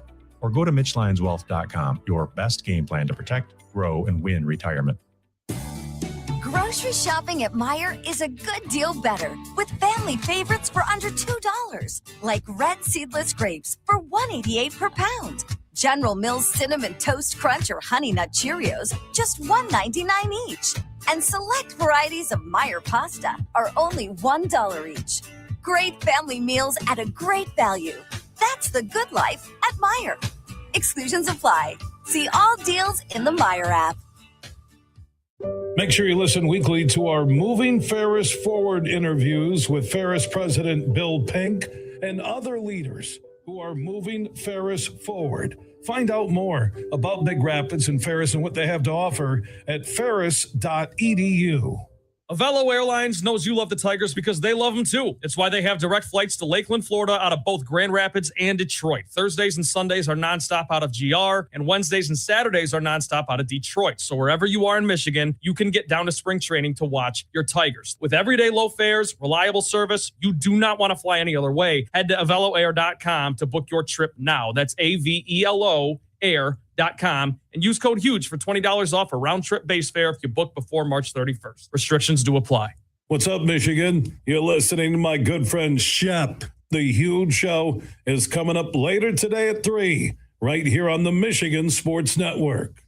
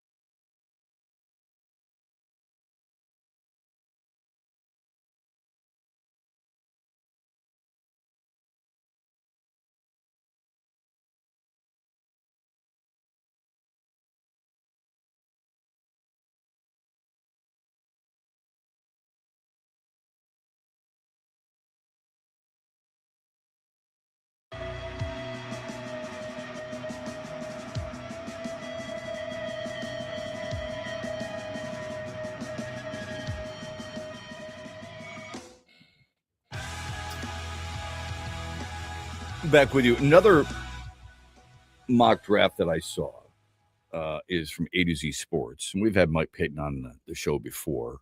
Not that he necessarily did this, but each writer, not one writer is going to do an entire 4-round draft. They need help from the people who are in those markets. So in this one, which I really, really like in the first round pick, not that I have anything against some of the others. I've brought that up to you before. There's certain guys I'm all for. All right. So Freeling, I'm fine with. Olivavaje Ioane is the offensive guard for Penn State. And if I first, I'm not going to try to convince you that in the Big Ten, I'm watching the Big Ten and I'm sitting here looking at, one of the guards for a team outside of this state. You care more about Michigan State and Michigan when you do a show like this. But when you watch the Big Ten, there are certain guys who stand out to you. Ioave is a road grader. He's one of those mean street guys who plays the position. Some say, at least in A to Z Sports, that a guy like Ioave might be the best overall offensive lineman in the draft. So when you see a name like, and it's a tough one to pronounce, all right, there's a lot of vowels in it. Olaivavegea, and then Ioane. Him dropping to 17, probably just because he's an interior offensive lineman. But A to Z Sports, right? Ioane fits the Lions' current angry, tenacious playing style, attacking aggressively in all forms of blocking. Ioane was one of the only things that Penn State could consistently rely on upon this past year, as their season fell well below expectations. He never wavered, posting a second consecutive year with 0 sacks assigned to him. That's impressive. I'd be fine with that. They do a 4-round draft, a mock draft. Getting a guy in the 3rd round is impossible, or at least on the surface, because Detroit doesn't have a 3rd-round pick. In the 2nd round, they suggest Detroit is going to address the tackle position, Isaiah World out of Oregon. In the 4th round is where they lose me. The people who want quarterbacks might like this opportunity. The quarterback they've chosen, you will probably stomp your feet and leave the room. In the 4th round, A to Z Sports has the Lions taking Carson Beck out of Miami. Yeah, no thanks. Exactly. No thanks at all. Right. That I do not understand. I don't understand it on any level other than just picking a quarterback to sit behind Goff. That's it. If you look at Beck as an actual quarterback, I don't want that. He's not young either. And I feel like you have... Neither was Hendon Hooker, and people liked Hendon Hooker. I know, and that didn't work out. So yeah. You live and you learn, I guess. If those same fans that wanted Hooker... teams, I'm not going to sit there and punish a team for missing on an older quarterback and saying, I'm never taking an older quarterback again. I would never do that. By the way, Michael Penix. Yeah, right. Good one. I'm just saying. Really good example. But that's a 1st round compared to a 4th or a 3rd. But still, I mean, you used a draft pick. Wasted capital value on him. Yeah. Right. We don't know that yet. He got hurt last year. It was, if you want to look at it that way, in his 2nd year, he was the starter. That's pretty damn good. Now he got hurt. Is that on him? Is that on the organization for not having the foresight to be able to? No. It doesn't mean I wouldn't draft him. How old is too old? I don't know. I mean, those are things that you can answer yourself. I don't look at the age as much. I look at the player. I'm not saying I'd draft a 30-year-old, but whatever. Okay. He's 26 years old. Okay. It's a little bit older than most, obviously. To your point, you're like, just to back up Jared Goff, I'd rather sign a free agent than draft somebody like that, because I don't think he's good enough. That's number one. Number two, I don't think any of these quarterbacks are. I wouldn't take it. I don't like any of the quarterbacks in this draft. They got that same mock draft has Drew Aller going in the 3rd round. If we had a third-round pick, I wouldn't want him. The well is dry for QBs this year. And let me be clear, For that was sure. my first and foremost reason. I agree with you. I just don't think he's good enough. Yeah. I think if you took Carson Beck at any point in this draft, you would literally only be doing it to fill the backup spot in your depth chart. It has nothing. It can't have anything to do with his quarterback ability. You can't convince me of that. But that's what you were doing with Hendon Hooker a couple years ago. Yeah, and it didn't work out. That's what I'm saying. So don't do that again. Go sign a free agent like you just pointed out. Yeah. That's what I'd rather do. But what I'm saying is, just because it didn't work out doesn't mean I don't do it again. It's the player. It's not the philosophy. I'll take a backup quarterback in the 4th round. I won't take this backup quarterback in the 4th round. That's my point. I would, if this were a deeper quarterback draft, yes, I would strongly consider it. But with this player, or even a Drew Aller, or even a Garrett Nussmeier, they got him going to the 3rd round. Those are guys I just don't want. I might change my mind if it were a 6th round pick.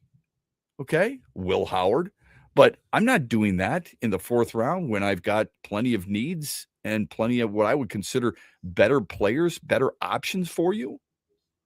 If a Rashawn Benny were available and they've got him going in the 4th round, I'd rather have him. Wouldn't you? Absolutely. Yep. Okay. He's more likely to play for you sooner than this guy. It's not that backup quarterback isn't needed. Ask your buddies this weekend when you guys gather around and you get ready to talk sports and stuff, just out of nowhere, just drop the question. Who is Detroit's backup quarterback? See if they could get it. Not many people can remember Kyle Allen. So are there some free agent quarterbacks I'd rather have? Absolutely. Look, everybody wants Malik Willis. He's going to be a starter probably for somebody. Let's get to some texts. Sports Radio 21,000. Go ahead. I read an article about potential owner lockout for the MLB with owners wanting a salary cap. Could the Tigers be okay with paying Skubal for 1 year with a hope the cap comes and it will help the Tigers keep him at a lower price? Yeah, I don't know if it's going to be at a lower price. Somebody's going to break that bank. Somebody's going to say, this guy's too good for me to let go. I think the hard point for this is going to be the owners having to come to grips with a floor. It's not just the cap. I know people love that phrase. There's no salary cap in baseball. Not directly. Just remember how much teams can spend before they have to spend on top of that for a luxury tax. And then the tax gets outrageous. And then, like you said, for all intents and purposes, it does cap out at some point. Yeah. Yeah, I mean, the Dodgers were at $500 million a year ago. Jeez. With the tax. So teams aren't going to go that high. That tells me there is a little bit of a salary cap. It's whether or not they're going to go to a floor. So do I think that allows the Tigers to sign a 1-year deal? It's not what the Tigers want. At this stage, it's about what Tarek Skubal's agent wants. Tarek Skubal's agent's not going to take a 1-year deal. And you know what? If you were his agent, you wouldn't suggest he take a 1-year deal either. When you've got guys out there signing multi-year deals after what Corbin Burns signed a year ago, no way. Not even multi-year deals. Blake like Snell, 10-year deals sometimes because you're trying to lock these guys up and give them those extra 4 years sometimes when really you only want them for 6, but you got to extend the length of the contract to put yourself over the top as the winning bidder, right? Yeah, you've got to look at it from both sides. I know it's difficult, but you've got to look at it from both sides, and you've got to look at if you are Scott Boras, and you're going to sit there and tell your client, "This is what I can get you," and you go out there and you say, "I got you a 1-year deal." I don't think so. No way. You want multi-year deals. You want the protection, and you deserve it. So, no, I don't think so. Because he would come back and say, what's preventing you from giving us 5 years, for example? Why would you do a 1-year contract? That benefits the team, not the player. Lindsey Hunter on the other side. We're brought to you this hour by our friends at Avelo Air. Go to AveloAir.com and book your travel to Lakeland today. They fly direct, and you are just 20 minutes. That's it from the ballpark. AveloAir.com. Make sure you listen weekly to our Moving Ferris Forward interviews with Ferris President Bill Pink and other leaders who are moving Ferris forward. Find out more about Big Rapids and Ferris and what they have to offer at ferris.edu. Avelo Air knows how much you love the Tigers. They love them too. They want to help you get to spring training in Lakeland because it is an awesome time. They fly nonstop from Grand Rapids to Lakeland Thursdays and Sundays, and nonstop from Detroit to Lakeland Wednesdays and Saturdays. Everyday low fares and reliable service. You don't want to fly anywhere else. Book your trip to Lakeland on AveloAir.com and use the promo code HUGE for $20 off a round-trip base fare when you book by March 31st. Restrictions do apply. What's up, Michigan? You're listening to my good friend Shep. The Huge Show is coming up later today at 3, right here on the Michigan Sports Network. Make Valentine's Day a good deal better with sweet deals on From the Heart gifts and treats. Spend $24.99 or more on select fresh flowers and enjoy free Meyer home delivery with M-Perks. Select Valentine's candy is buy one, get one 50% off. And Valentine's Day exchange cards are 25% off. Everything you need for Valentine's Day in just one stop. That's the good life at Meyer. Exclusions apply. See all deals in the Meyer app. You're listening to X's and Bros with Matt Shepard on the Michigan Sports Network. We'll be right back after this break, but while you're waiting, be sure to vote on our daily poll question presented by MitchLyonsWealth.com at XB Mornings on X.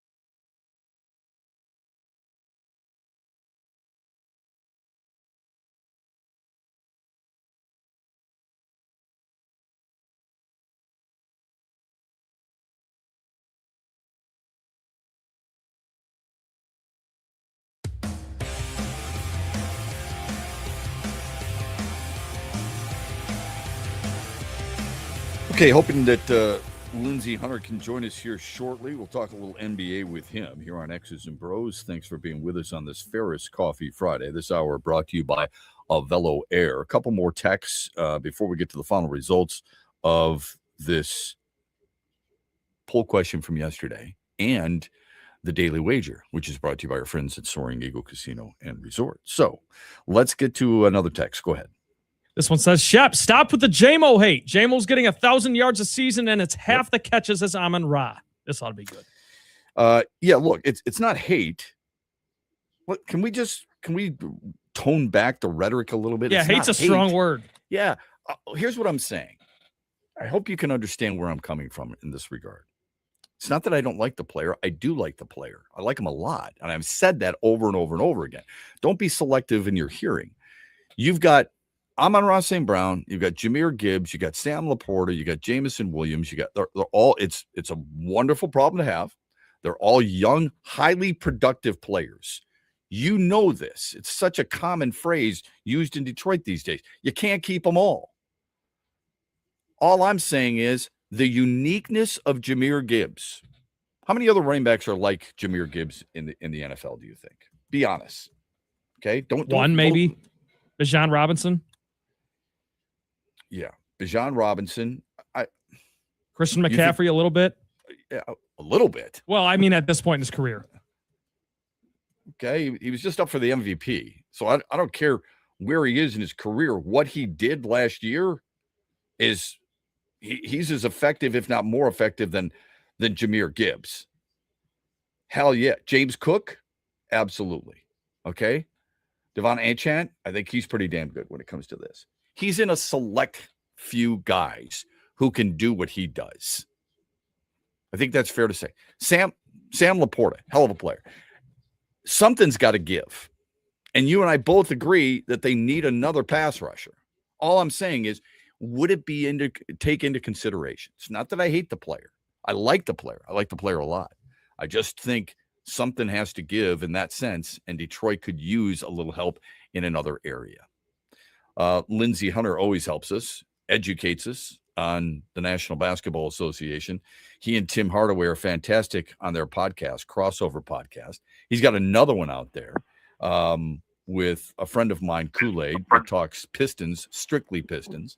And we'll get to that coming up. But first, Lindsey joins us here on X's and Bros, brought to you by Avelo Airlines. Go to AveloAir.com. Lindsey, when you see that the NBA All-Star Weekend is upon us, what do you think this weekend means to players? Well, for a lot of guys, like, for some guys it means rest. For others, it means, you're participating in the All-Star Weekend, and there's some excitement, especially, guys like Duran, who's the first-timer, guys like Cade, who has emerged as, an MVP candidate. Those guys are excited. Those guys, they want to show people exactly why they're all-stars and that they belong there. And hopefully it turns this weekend into, a more competitive weekend than it's been in the past, because it kind of dampened me in the last couple of years. I would agree with that. I don't think the NBA knows what to do about the All-Star Weekend, quite honestly. I wish they would go back to the way it was before, East against West, but apparently that's too much to handle. How would you change the weekend? I like the skills competition. I like the three-point shooting. I think the dunk contest is passé. It's a little old now. I don't know how many times you can do different dunks, but people still like it. So that's fine. How would you change the game? If you were the commissioner, how would you change the game? Well, I think they need somebody to kind of like prep the players to talk about, what the All-Star game has meant in the past and how guys really competed, and guys wanted to kind of show people like, okay, I'm the best player in the league, or I'm one of the best players in the league, and they competed. Nobody wants to go crazy out there and, play like Game 7, but if you look at the history of the All-Star game, man, guys used to really go at it. Like, you watch Magic and all those guys when they competed in the All-Star game, and, Isaiah and Jordan and Bird, they really went out to show you like who was the top dog. And I think that means something, and it meant something to the game.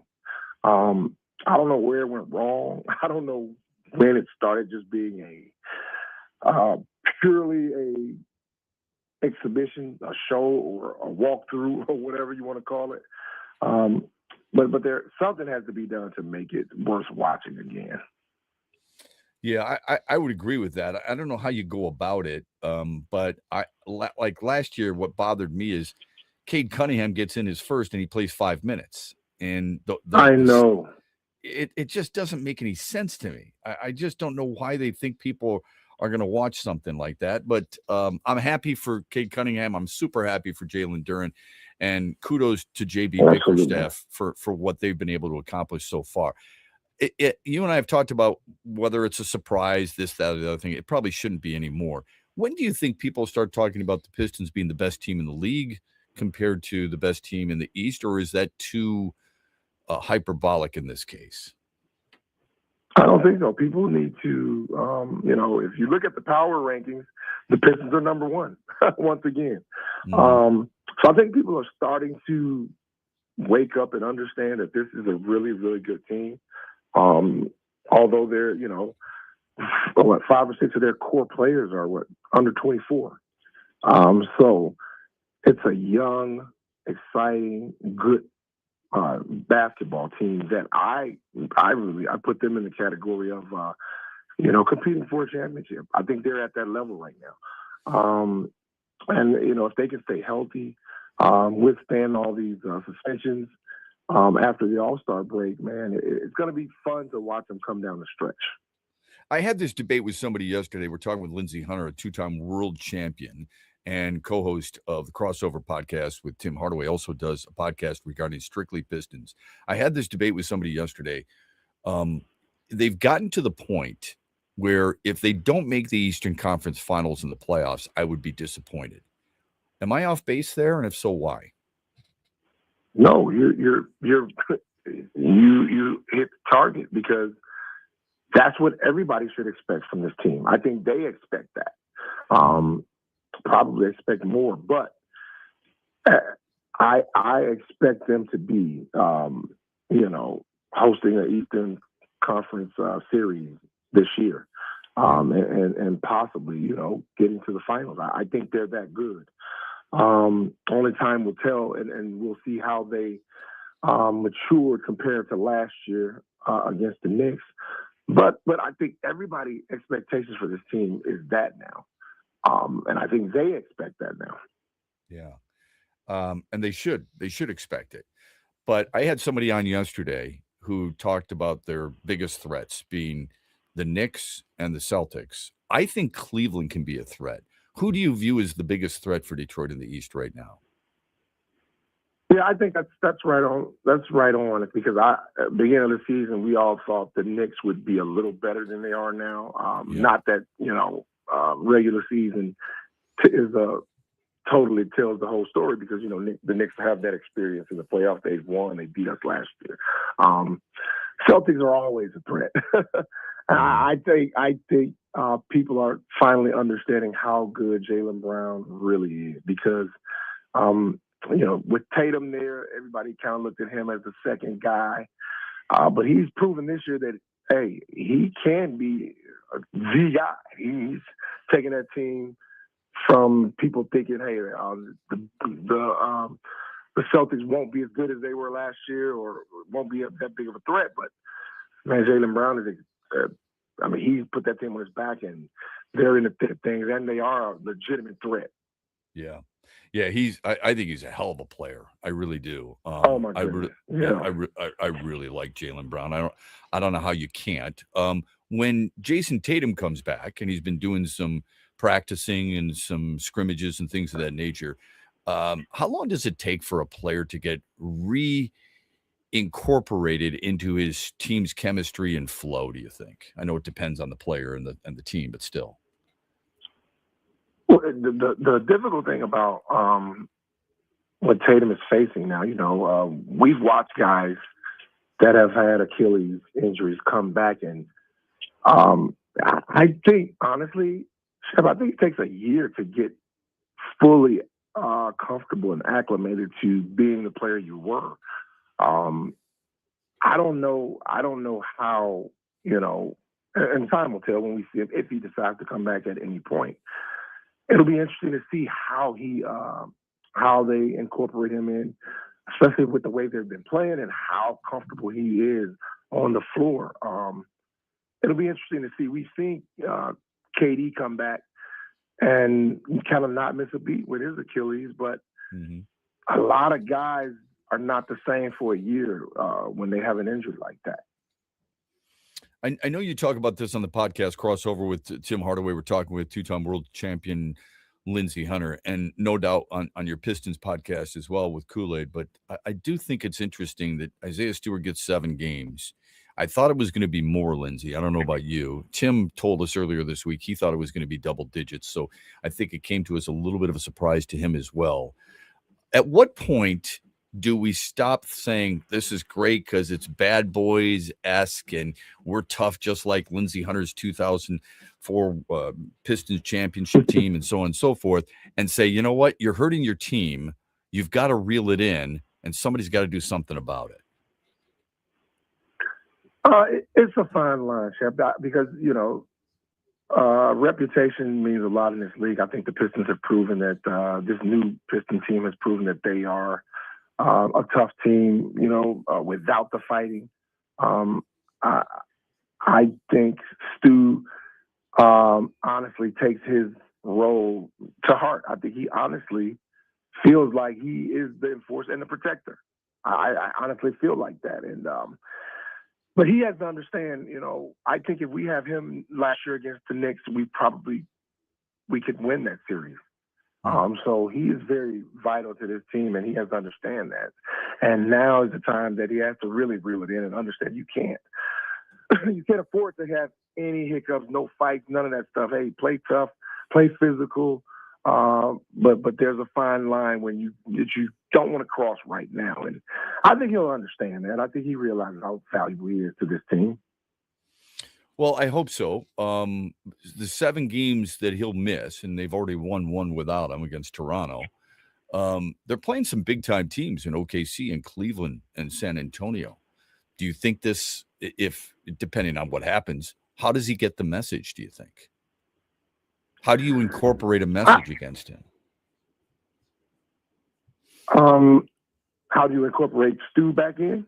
Well, no. How do you get the message across to Isaiah Stewart? Look, I mean, it's great what you're doing, but look at who we're playing and how we're playing without you. We can't use the argument, Lindsey. This is what I've said. We can't use the argument that if we'd have had him in the series against New York, we would have beaten the Knicks, and then be all up in arms and approval of him doing what he's doing to take himself out of the lineup.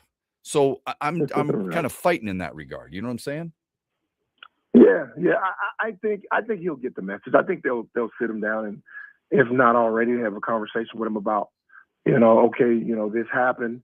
Let's put it behind us, but let's understand that, availability is the best ability. We don't need you to get any more suspensions because, I think we got lucky with these 7 games. I from all the indications and all the things I was hearing, I thought it was going to be double digits as well. But it was the best case scenario. And I hopefully he takes it to heart and understand you can't do this again. This is crunch time. We're coming down the stretch. We want you to be tough. We want you to be the enforcer, but let's settle down a little bit and not have another outbreak like this. Great stuff as always. We appreciate it, my friend. Keep up the great work with Tim Hardaway on the Crossover podcast. Keep up the great work with Kool-Aid on the Pistons podcast, and we'll talk again soon. Have a great weekend. All right. You guys have a great weekend. All right. Thanks, buddy. Lindsey Hunter, 2-time world champion in the NBA with the Lakers and the Pistons as well. Let's get to the final results of our poll question and our daily wager. We have a poll question for you every day on our Twitter handle and on our show. Which team is more likely? I can't wait for this. Which team is more likely to win a title this year? The Pistons, who are at 40 wins and have the best record in the NBA, or the Tigers, considering the additions of Framber Valdez and Justin Verlander. What did people say, Trent? Well, this is a fun question. It's a good one. It's exciting. But I do want to ask you, because you like it so much, what do you think people said? What do you think the split was? So I think people probably said the Pistons. And the reason I say that is because they feel like the Tigers lack in their offensive lineup.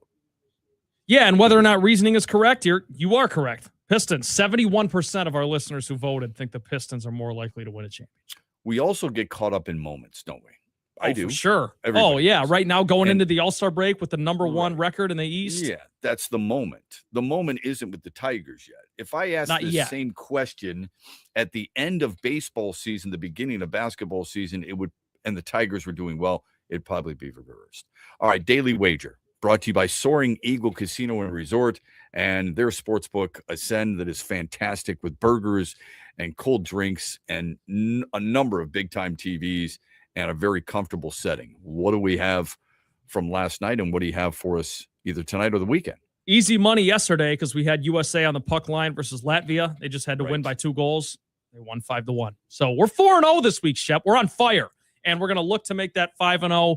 I will take Michigan State -1.5. They're favored by a bucket tonight at Wisconsin. I understand it's a tough place to play at times for Michigan State. It has been a house of horrors to an extent in years past, but I just think this Michigan State team's good enough to win tonight, and if they win, it ain't going to be by 1 point. It'll be by a bucket. So give me Michigan State -1.5. I like that bet. I don't think the Kohl Center is a tough place to play. I think it's a tough team to play. There's a difference. I think the Kohl Center is as close to Chrysler as you get. Okay. In other words, it's a lot of people who just kind of sit and they fill the stadium, but it's not super loud. Yeah, some of that has to do with the demographic. I hear what you're saying, but in my experience there, I thought it got pretty loud because, when they're on the verge of upsetting Michigan State, it gets very loud there. And to be clear, those are the only games I've been there for, Michigan State games. It does because it seats a lot of people. There's no doubt. It's big. But Michigan Stadium seats a lot of people. And many people would say that's not a stadium that gets super loud. But I hear what you're saying, and I appreciate the perspective. Our thanks to Jeremy Breisman for joining us here on X's and Bros. We'll tweet that out, and we'll make sure you can catch it on the podcast. And our thanks to Lindsey Hunter as well. But most of all to you for your opportunity to spend some time with us on a Friday morning. Have a great weekend. We're back with you Monday, 6 o'clock, X's and Bros on the Michigan Sports Network. Huge here for Josh Garvey and his team at Dorn Mayhew, West Michigan. Now, they continue to grow. They got their worldwide headquarters in Troy, Michigan, on the east side of the state. They are worldwide. They are the leaders when it comes to accounting, CPA, and business needs. Simple and easy. Just Google Dorn Mayhew. And also, Josh Garvey joins me every Tuesday as we talk hoops with former Michigan and Cleveland Cavaliers head coach John Beilein.